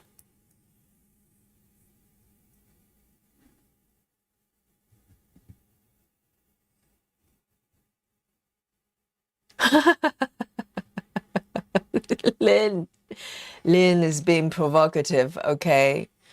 Listen to this. These things I have to put up with, you know, in this chat. Lynn goes, my Komari is very clever. She can stitch sideways. Lynn, outrageous. Outrageous, Lynn. It's like every day Lynn is coming up with creative ways to make me sad. Yes, I can't stitch sideways, okay, Lynn. I will confess. I don't think I can do it. I've let you down, Lynn. Yomari cannot do it, okay? Komari can, but Yomari cannot. 1, 2.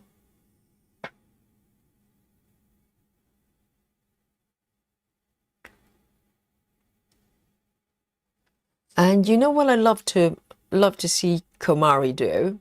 Lynn. Oh, Lynn, there's one thing Komari, the one thing Yomari can do really well. Well, maybe not really well.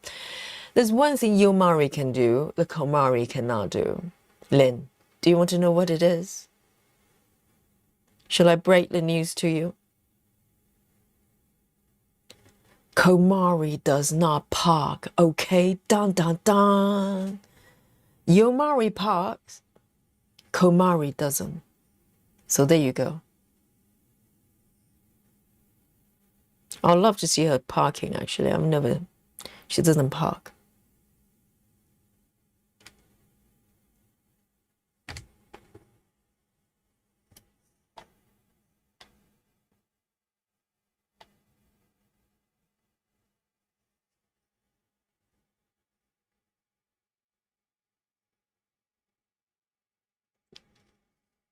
Janine says if the timeshare company went under, they have to pay out the owners in bankruptcy. It's usually not a lot, really.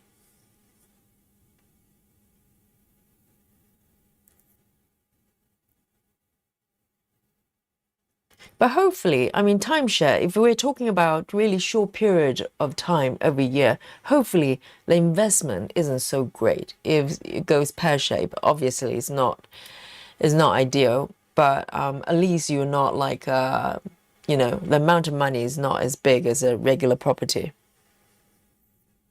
Not saying that's ideal at all.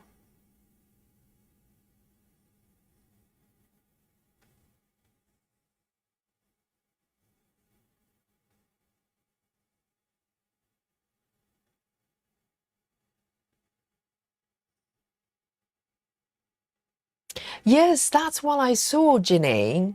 I think the documentary, it was ages ago, so I can't remember very well.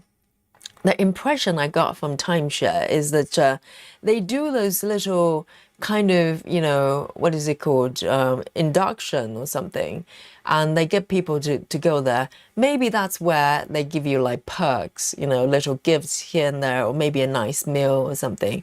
And ultimately, they want you to walk away, you know, signing a contract, basically. So that's kind of, you know, and I'm kind of thinking, if timeshare was such a great idea, why do you need to do that? You know, people were just fighting all the way to want to buy the property. So that's probably why I felt maybe it's slightly dodgy. And the Starless Stitcher says, I have a relative who actually likes going to timeshare presentations. Really? She's kind of quirky that way. Well, so does she go and just never buys anything and just get the perks? It's a salesman's worst nightmare. I like it.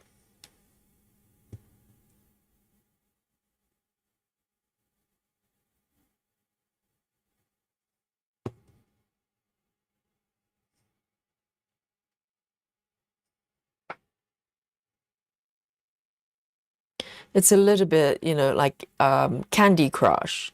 It's a free game, quote unquote free game, but it's banking on people running out of patience and paying money in order to get perks and stuff like that. And I'm probably their worst nightmare. I never pay a penny on those games.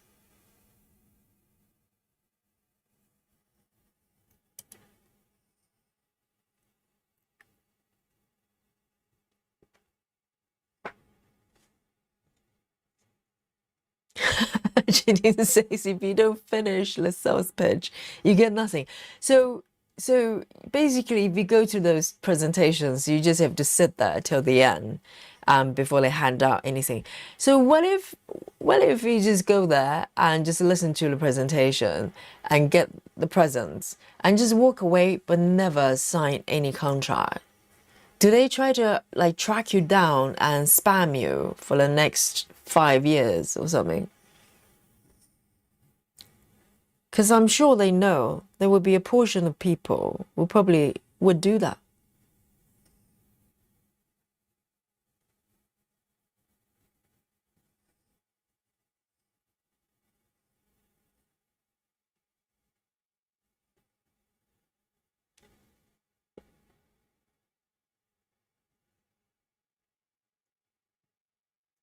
Rachel says, I have a friend years ago who liked to go to those presentations too, or even lie about their income to, to give invites.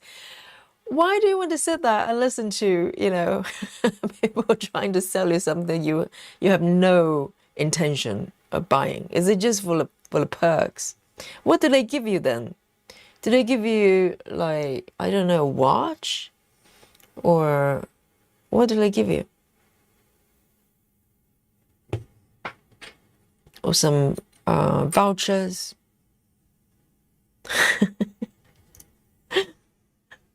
I'm sure there are people out there just, they want to fight the system.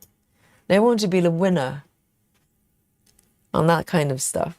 Just resist temptation.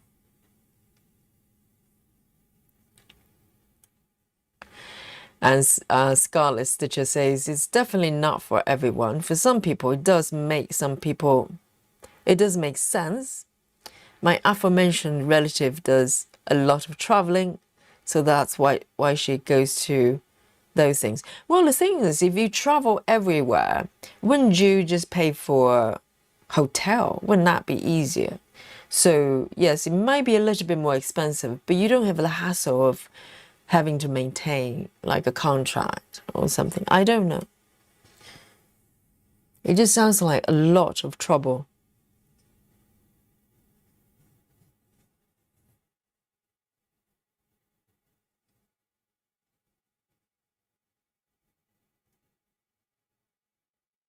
Three, 8, 6, 1.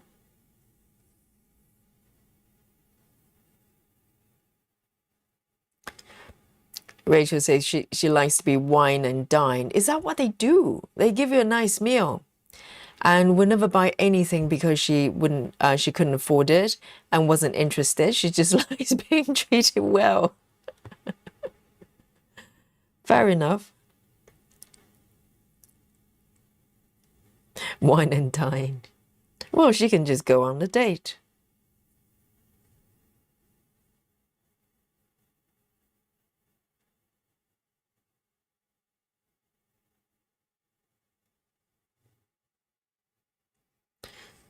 One stitch, I'm gonna end this one.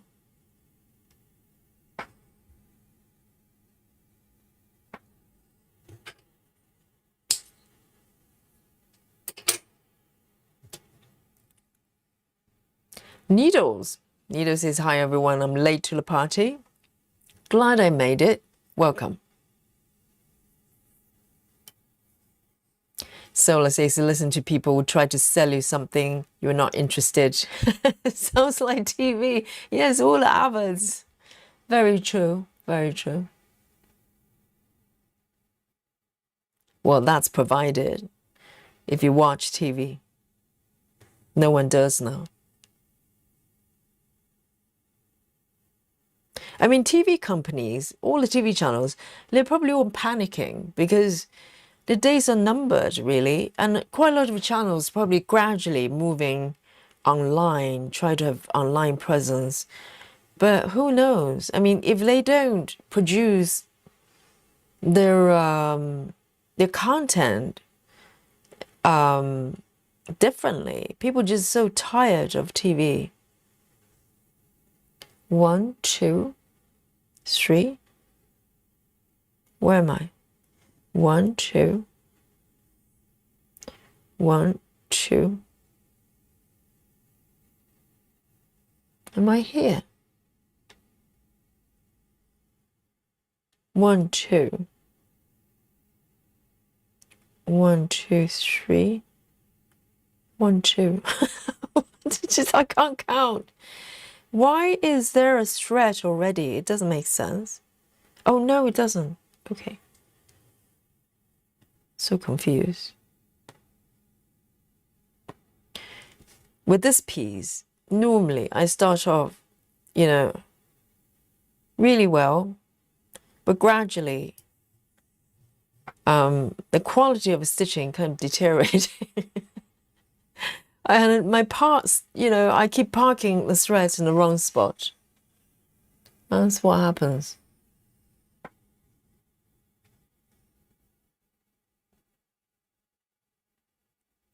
Hello, Passion. Passion for stamping, saying hello to everyone. Rachel says, Yogi, they treat you like royalty if they think you're going to buy something. And she liked that.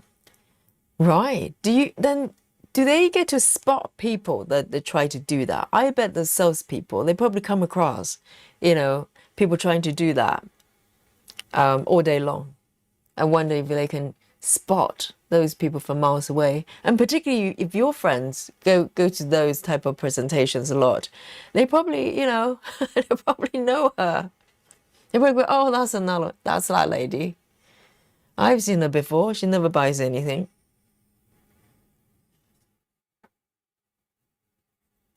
Janine says people like free stuff, even if it means 4 or 5 hours of their time. Time is money, Janine. And Janine says usually they get tickets to area attractions or concerts. Right, so they give you freebies. Oh, no way I'm going to sit there for 4 or 5 hours. That's very long. What do they talk about for 4 or 5 hours? Seriously, that's like longer than our streams. And in our streams, we talk about interesting things, right? But what do they talk about? I have no idea.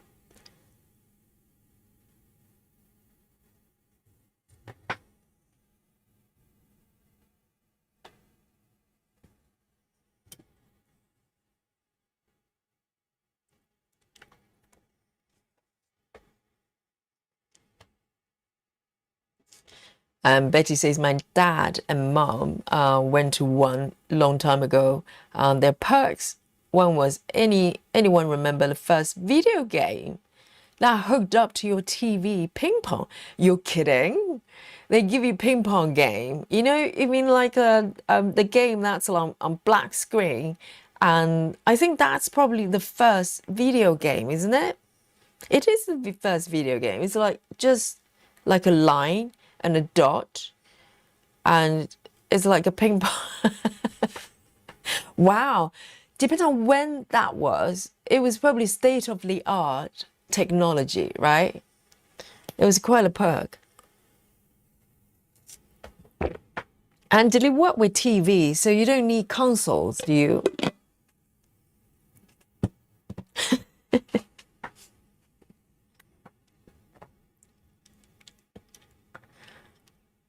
Passion says you're stitching on another design I happen to have in my whip stash. I must pull it out. Yes, join me. Join me, Passion.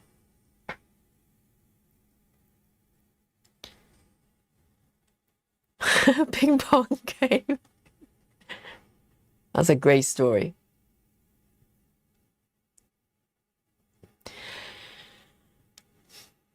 And TV says there are hotels who give a discounted rate for attending their timeshare presentations.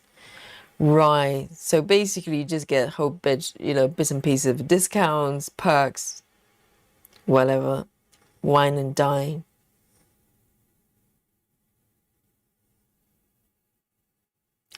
So let's say TV days are numbered. You're correct, Yogi. I don't watch the balls.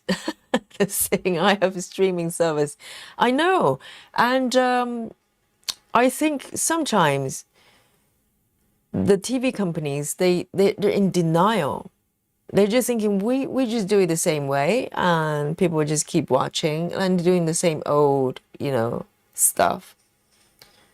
It's just so tiring. TV. It's just like, oh dear, all that intros and commercial breaks and presenters kind of just talking a certain way, and I don't know, it's just all very staged.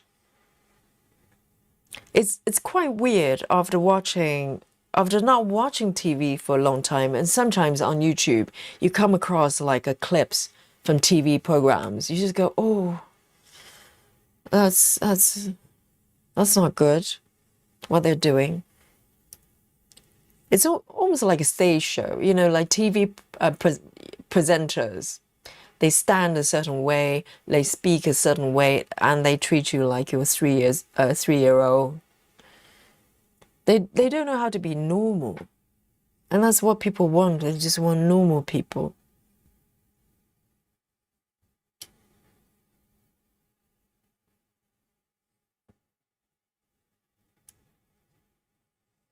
Ah, so Betty's mum and dad went to, it was a land they're trying to sell.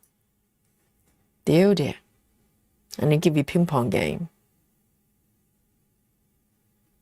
Passion says TV plays the same episodes over and over. Some of them I've memorized the lines. Does that mean you just keep watching?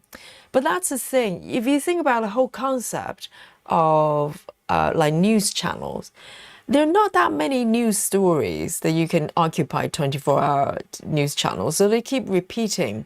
And what happens, because I was a news junkie, for a long time. I used to watch like Sky TV, not Sky News, CNN, whatever, long time ago. And one day I just realized I'm just being brainwashed every day with repeated, because sometimes, occasionally there is kind of breaking news and that's a little bit different. Most of the time it's just they have to occupy 24 hours news streaming, news channel with something. So they have all sort of not very important things, and they have to repeat it every hour, every 2 hours. Even breaking news, they probably just repeat the same lines every, half an hour or something. So I think from my perspective, when you have a news story, for instance, or whatever information, not only that you're being brainwashed at the same time, because if you hear something over and over again for 10 times a day, you probably gradually believe it, right? You're just buying it. And also, everything is magnified, because the news piece, the news information you come across once versus 20 times is very different.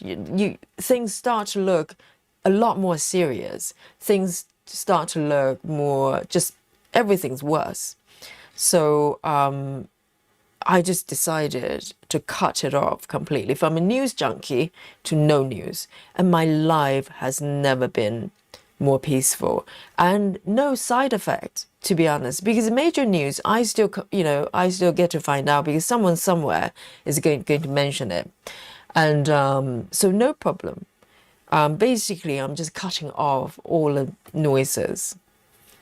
And all the crappy TV, all the TV channels is like, what? Oh, it's pollution for the brain.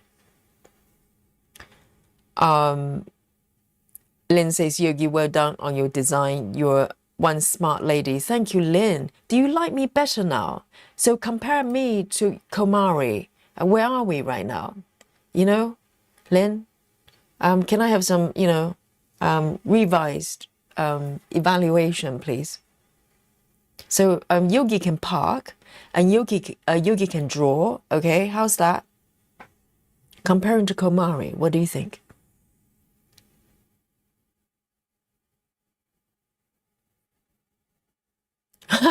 Amanda, yes, Amanda was doing 46 count. I saw your pictures, Amanda. How you not go crazy, I don't know. Amanda was doing 1/1, guys.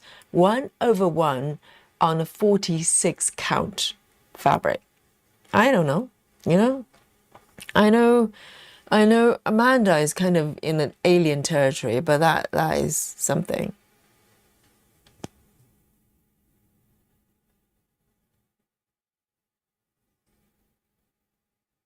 That one I have done.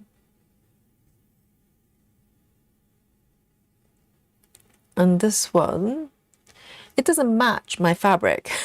I just have to say, whatever is on my fabric doesn't match the chart. Let me see what's happening here. So this is the starting point of a block. So in theory, this one should be, no, this is not the right color.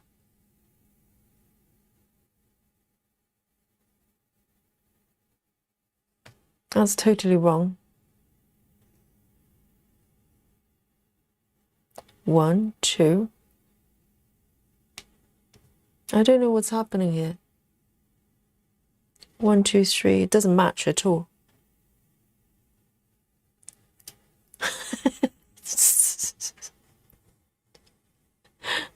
I need a hairbrush.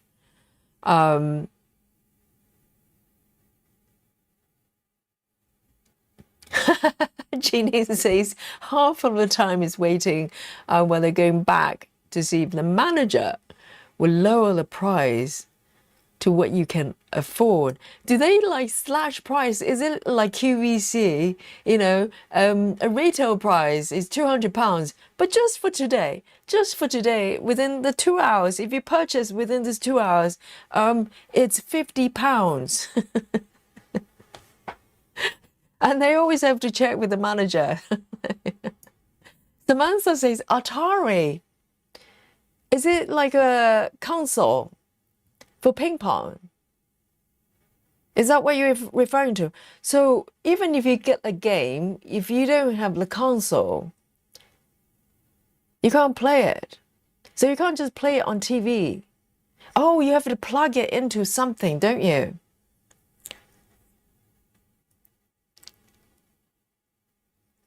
Passion says, I'd be taking my stitching along with me if I had to sit for 4 or 5 hours in it to listen to word salad. Yes, if you just take like a knitting project or stitching project, just sit there and stitching. If you do that, do you think that the salespeople are going to take you seriously? It's like, oh, this person's here to kill time, to mingle with the community, to make new friends.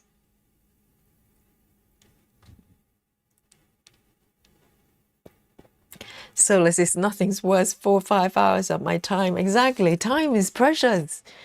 Time is worth a little bit more than the ticket to Disney or something. I'm trying to figure out what's happening to my fabric here. Why does everything look so different? Why? Okay, so maybe that one is stitched. Maybe that one is stitched. And I don't know what's going on here. That one's probably stitched.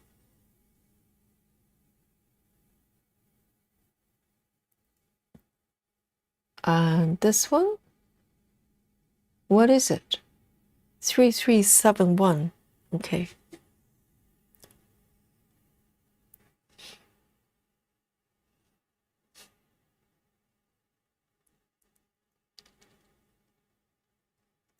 Betty says, Yogi, I was very young, but even that suit going side to side amused me. That suit? It's Betty's Morse code. TV says, I haven't had cable in 15 years. I think cable is probably dead. You know, cable TV as we know it, because they used to have to I think Sky TV, I had it like forever ago. It was a box. But prior to that, I think people used to have the satellite dishes, didn't they? My parents had like satellite dishes. Those days, they literally have to put an antenna outside, like a satellite dish, so you can receive whatever TV program. It's pretty insane if you think about it.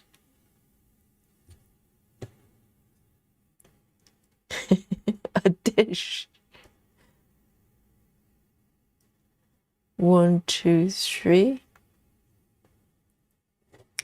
So I don't think cable TV exists anymore.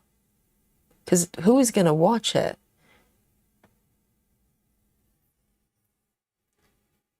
So let's say they only watch news shows and they're pre-recorded, so I can speak through the uninteresting parts. To be honest, all the news coming through YouTube feed anyway, and you don't have to subscribe to anything. You just go to the whatever recommended feed. All important news always comes through. I don't think I've ever missed anything. I don't watch news, but I kind of just know about more important things. And I only need to know about something once. I don't need someone to repeat it, every 15 minutes for eternity. It's kind of a form of brainwashing.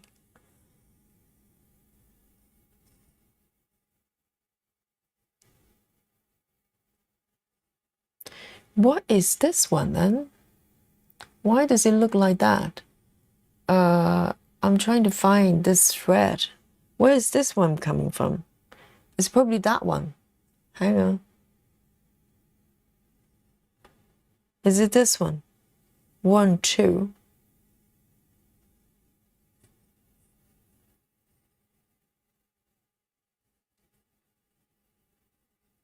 Betty says, well, I don't like about TV today. They call 6 episodes.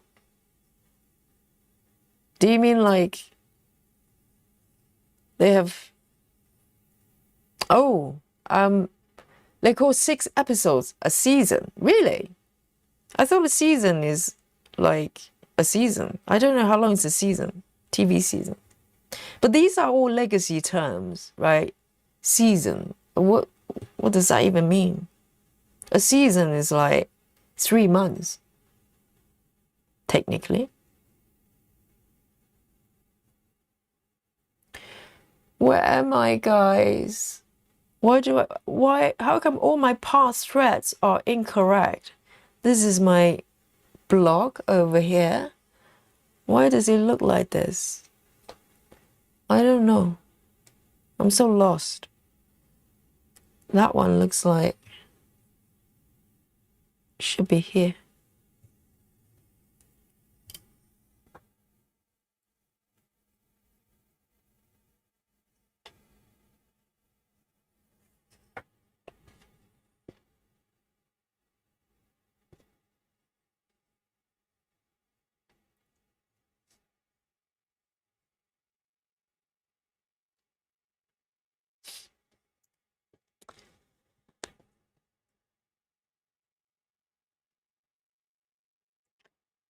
That is quite true, Tiffy.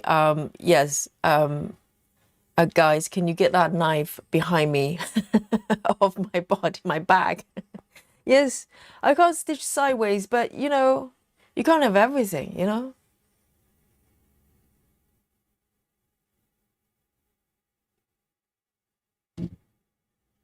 Rachel says my cousin and her husband were on honeymoon in Cancun, and they were promised a 3-day, 2-night Cancun trip to listen to a timeshare presentation. They were taken into city center slums.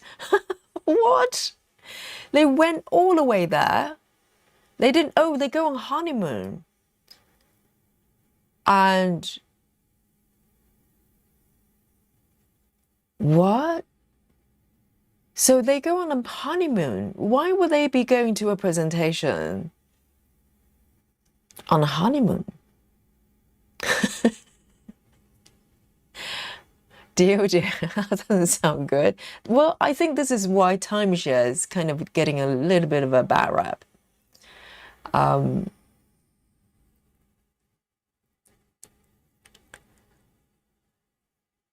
So were they promised? Because that is so weird. That sounds very scary. Cable, what? Amanda says we have cable. What is a cable anyway? So cable is like a service you buy, is it? You pay for like a company, like Sky TV or something. They used to be. And you pay for a service, they give you a box, and you watch channels through those boxes. So they're still around, really? But why do you want it, Amanda? You have internet. You can watch whatever you want. Yes, maybe not those, produced dramas or whatever, but they're rubbish.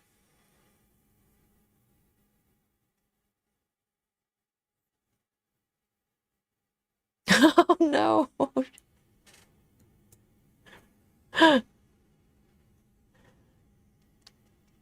Yes. Janine says, I have cable, don't even watch. Really? But so you're paying for it. Do you have to pay for it? I'm so lost here. Why is nothing matching here? I'm going to end up with a Pokemon here. That one doesn't match. Okay, that one is fine.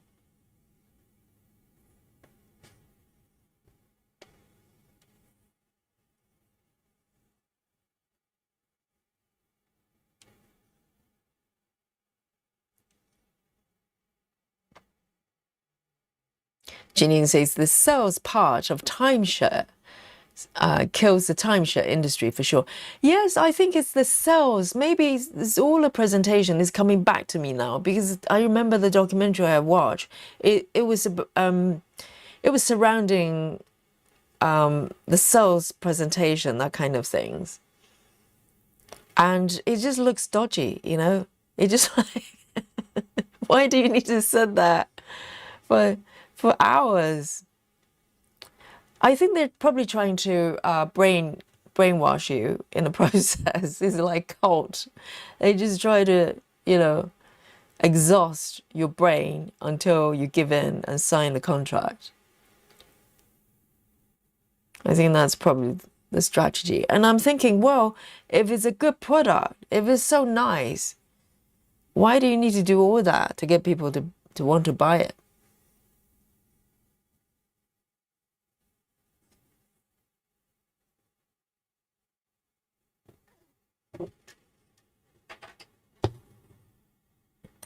Good products, they sell themselves.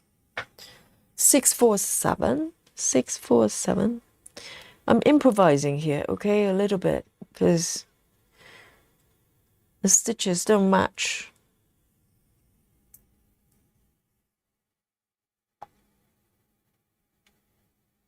And that one's done as well. And freestyling.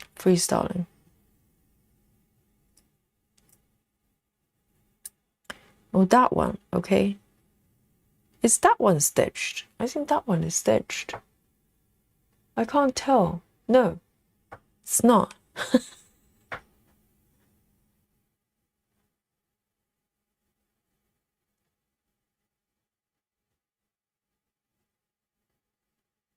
Okay, I'm going to fudge this one. Because my brain is shutting down.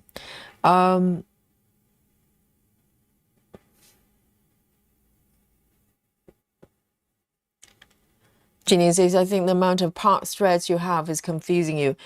Well, it's not just the amount of part threads. This area, for some reason, all the part threads are in the wrong spot. So I don't know what's going on. So I'm trying to fudge my way as I go. And I need to draw the lines a little bit because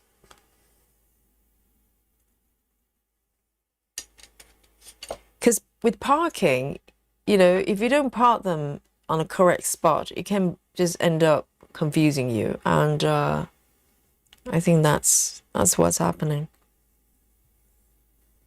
And this area, the whole area is, there's a lot of color changes. I think it's probably not helping.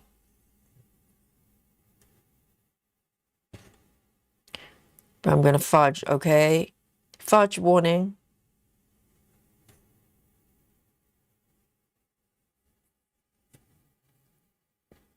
Betty says we pay for YouTube TV for hobby, and I usually have it on free apps, but right now I have it on sci-fi background noise freakies on. What's sci-fi? Not sci-fi as in, I don't know.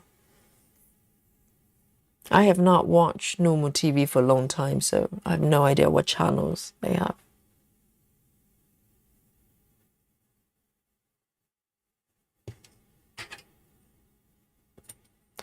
168.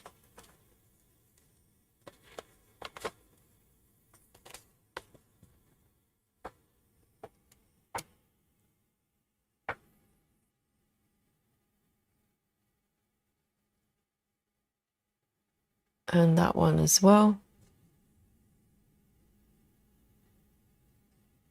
Okay, it's looking a little bit better,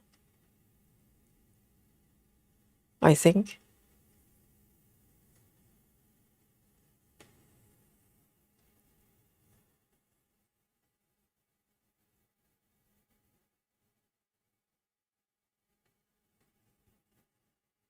Amanda says to watch local stuff. Some sports are like sitcoms, and because with less expensive than subscription to multiple services for content, I used to be free.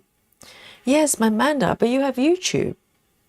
It's a lot more interesting. You can search anything under the sun. You'll probably find something.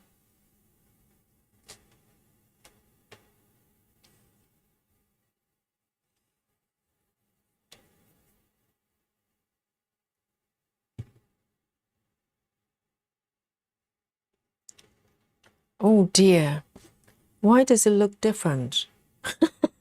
Just when I thought I fixed it. Okay, never mind. I will fix it. I will fix it. 1, 2, 3. From here.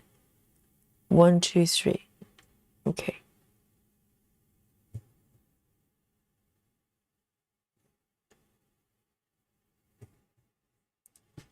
And then 1, 2.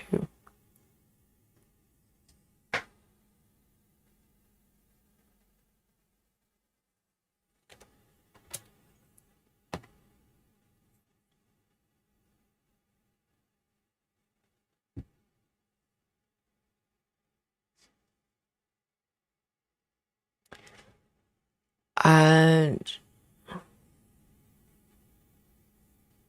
oh, do you mean YouTube, Amanda? Amanda says also the promise of everything being available all the time never came to fruition. I usually can't find what I want online unless I want to risk torrents or something. Right. I think YouTube content is different, isn't it? Because if you one of those people who like to watch sitcoms and TV series, yes, you probably won't be able to find that on YouTube because a lot of them are exclusively for TV channels or whatever it is, or TV services. But on YouTube it's different. I think on YouTube, for me, I have certain type of content that I look up on a regular basis. And I think the algorithm kind of knows that. So they feed sort of recommended content to me. So it kind of goes in that cycle. Occasionally I do a search, but because of the type of content I watch, YouTube kind of knows it. So I get a lot of content through just random recommendations, and it kind of just built from that, And also you have subscribed channels, so you have kind of a fixed channels that you watch. So I think the viewing pattern is different. I think for TV, you are probably more focused on maybe like movies and TV series, like that's ongoing. Whereas YouTube, you don't have that. You just watch one piece of content at a time.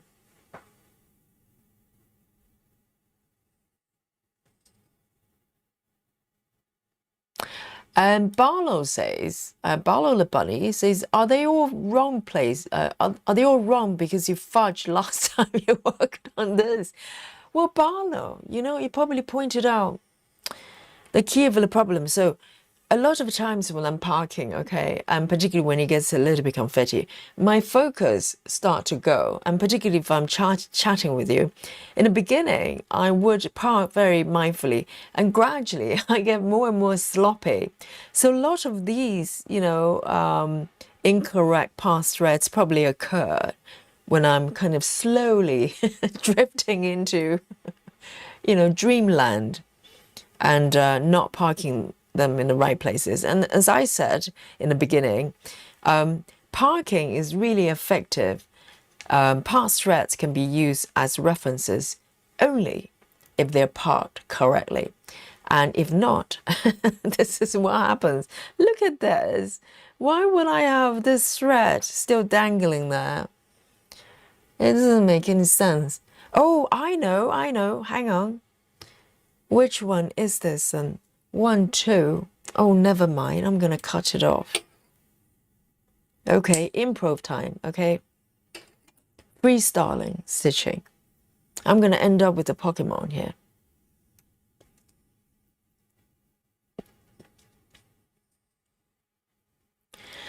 Amanda says, I do love that YouTube exists. It has great content, but I also love TV shows and movies. Yes, as I said, if you're the kind of viewers that you really like movies and, TV series. I used to watch a lot of movies though, but I probably watch a lot of movies because that was what was offered to me.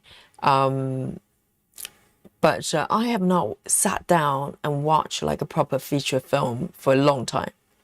I can't remember the last one. I actually kind of want to spend time doing that. I don't know. Maybe it's just movies. I probably just don't find kind of highly produced content that interesting anymore. I'm sure if I watch a movie, there are movies that are really well made and it's probably very interesting, but the urgency is just not there. There are probably at least, 4 or 5 movies on top of my head. I kind of, think about maybe watching them at some point, but the urgency is just not there. It doesn't make me want to just rush out and rent the movies or go to cinema and watch them. It's just not there. So eventually, I don't. Do I want to part this? Maybe not. I'm going to end it.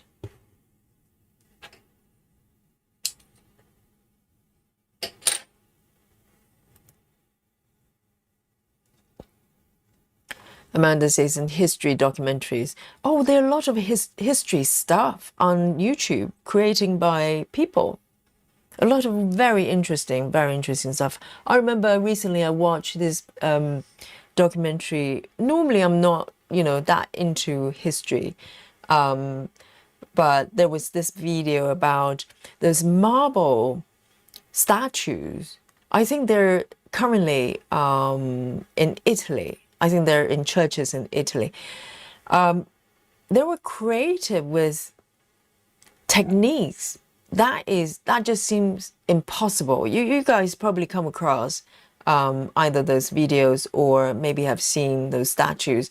They literally look like so they're marble statues, but it was so well sculpted. It looks like there's this very thin veil of fabric draping over. I think it was a statue of maybe a maybe Jesus or something, literally just flowing through the human body like it's liquid. And so there were a lot of debates about how that was done, because it was done centuries ago. And even with modern technology, they're not able to produce that kind of effect, because marble is really hard, and you sculpt from a piece of marble, and if you make any mistakes, it's it's all ruined. You know, you have to start again. And but it was so beautifully crafted. You probably it feels like someone just draping over some sort of liquid marble on top of a statue that's already there, and it created this beautiful, smooth transition of fabric that is so hard to do with sculpture. And there's some sort of, conspiracy theories about maybe this alien technology. If you don't have answer to something historically, always go for aliens, okay? It's always alien technology. And so it was really interesting. And it's a piece of, history that I didn't know. And through recommendation from YouTube, I watched that piece of content. It was so interesting. And I love that about YouTube. It's just like, day to day, I never know what I'm going to come across. It's very interesting. And I'm learning about the world through those random, suggestions. And once you get used to that, I just can't sit there and, look at the TV timetable and go, okay, 2:30, sitcom, half an hour sitcom with canned laughter. I just can't do that anymore. 1, 2, 3. 1, 2, 3. Why do I have a thread here? I don't understand it. 1, 2. Oh, never mind. Hi, Anna. Welcome. Anna says, hi, Yogi. Nice to finally catch the stream live after so long. I'm doing the same pattern. I ended up using Chris's row by row method so I don't get overwhelmed by the confetti. Oh, this one. Yes, I think row by row might be a good option. I'm kind of doing that. I'm kind of doing a kind of, slightly butchered row by row and color flow, really. Oh, no, I'm not doing color flow. It's not true. I'm doing row by row. I don't know, a twisted version of row by row. I have no idea what I'm doing. 1, 2, 3. I'm just so confused by these threads. Everything, nothing looks correct here. Seriously. And great to see you. Great to see you. 1, 2. 2 stitches here. So this one looks correct. And the next one doesn't. So this one should be this one, okay? So I have no idea what's happening.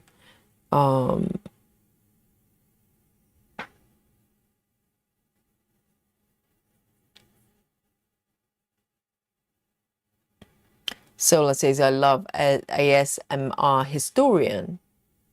So it's a channel, is it? I heard someone mentioned it. Maybe Solar.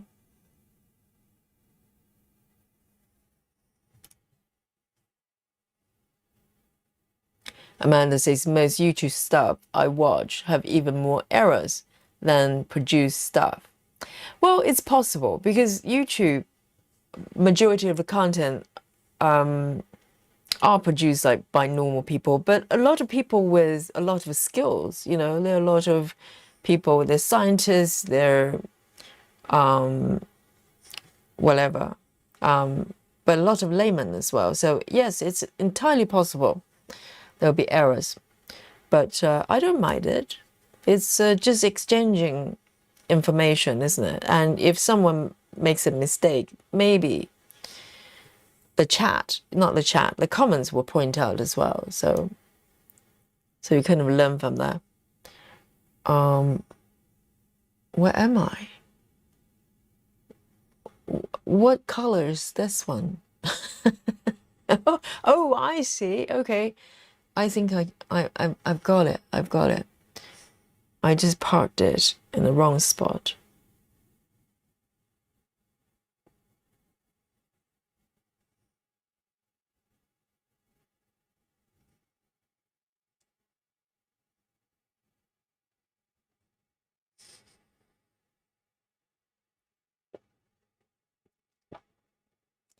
Solar says, I hate how sitcoms have that laugh machine. I like all the family did it. Actually have live audience. Yes, it's kind of very sitcom thing, isn't it? The whole live audience thing and the canned laughter. I mean, I think someone did an experiment by removing the sound, the laughing effect from sitcoms, and suddenly everything just looks a lot less funny. I think the whole, sound effect is kind of quite weird. And we're kind of used to it because at that time, I think all the sitcoms probably have that. They're doing the same thing, But it's just so tiring now. I can't do that anymore.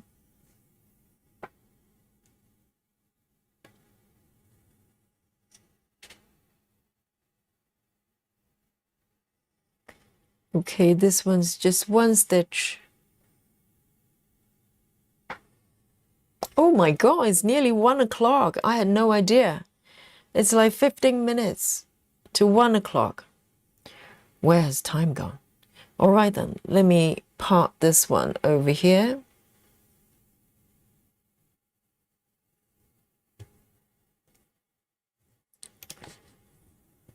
The last time I checked, it was 11:30.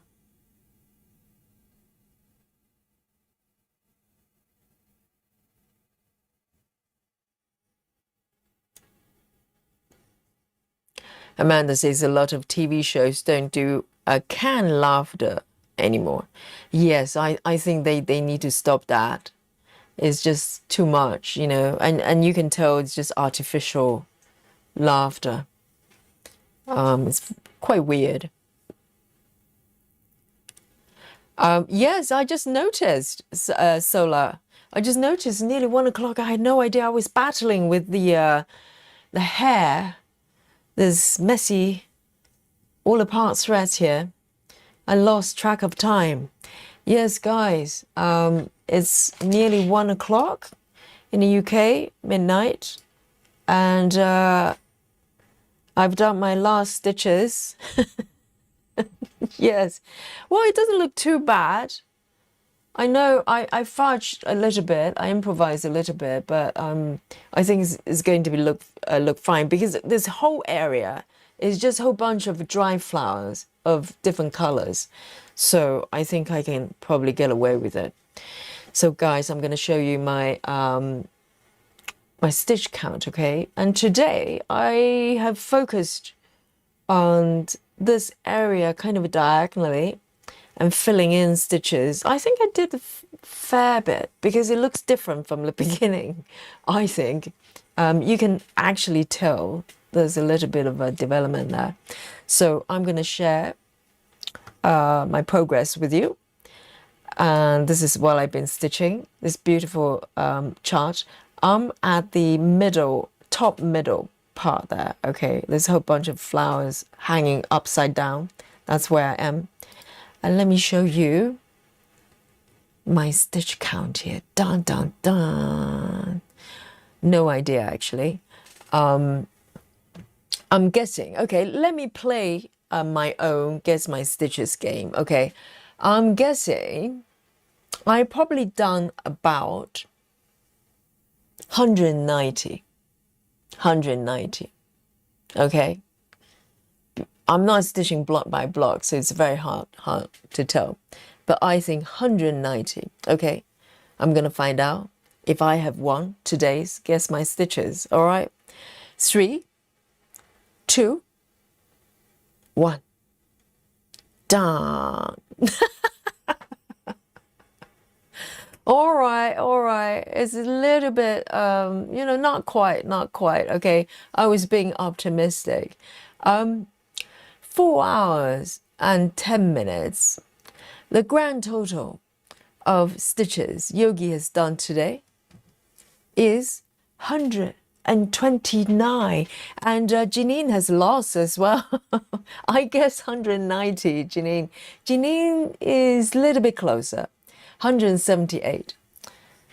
But dear, oh dear. Okay, it's 129. It's just one of those days. And it's very confetti. It's very confetti. You probably saw me struggling. And the thing is, though, this chart, if you look at it, it looks friendly, okay? But there's some areas here not so friendly, okay? So, yes, Ginny says that's okay. Still look good on that piece. I know, that's an important thing, isn't it? And let's have a look. And the transitions are beautiful, okay? You can see there's some development here, there. 129 is one block and a little bit. One block and half. But I'm really happy. I mean, this is a beautiful piece. I'm taking my time, okay? And it's worth it. And also it's 10 stitches as well. So in theory, I should be a little bit faster, but one stitch at a time. So guys, this is, what is it? Yes, this is the end of our session. This is nearly 1 o'clock in UK time. And Yogi is going to sign out. And tomorrow is Friday. And I will see you again, hopefully, if I don't have to work. And so far, it looks clear tomorrow night. So hopefully we'll come back and stitch another piece and have another chat. So thank you for joining me today. And Yogi is going to sign out. And until tomorrow, take care of yourself. 99 everyone. Bye-bye.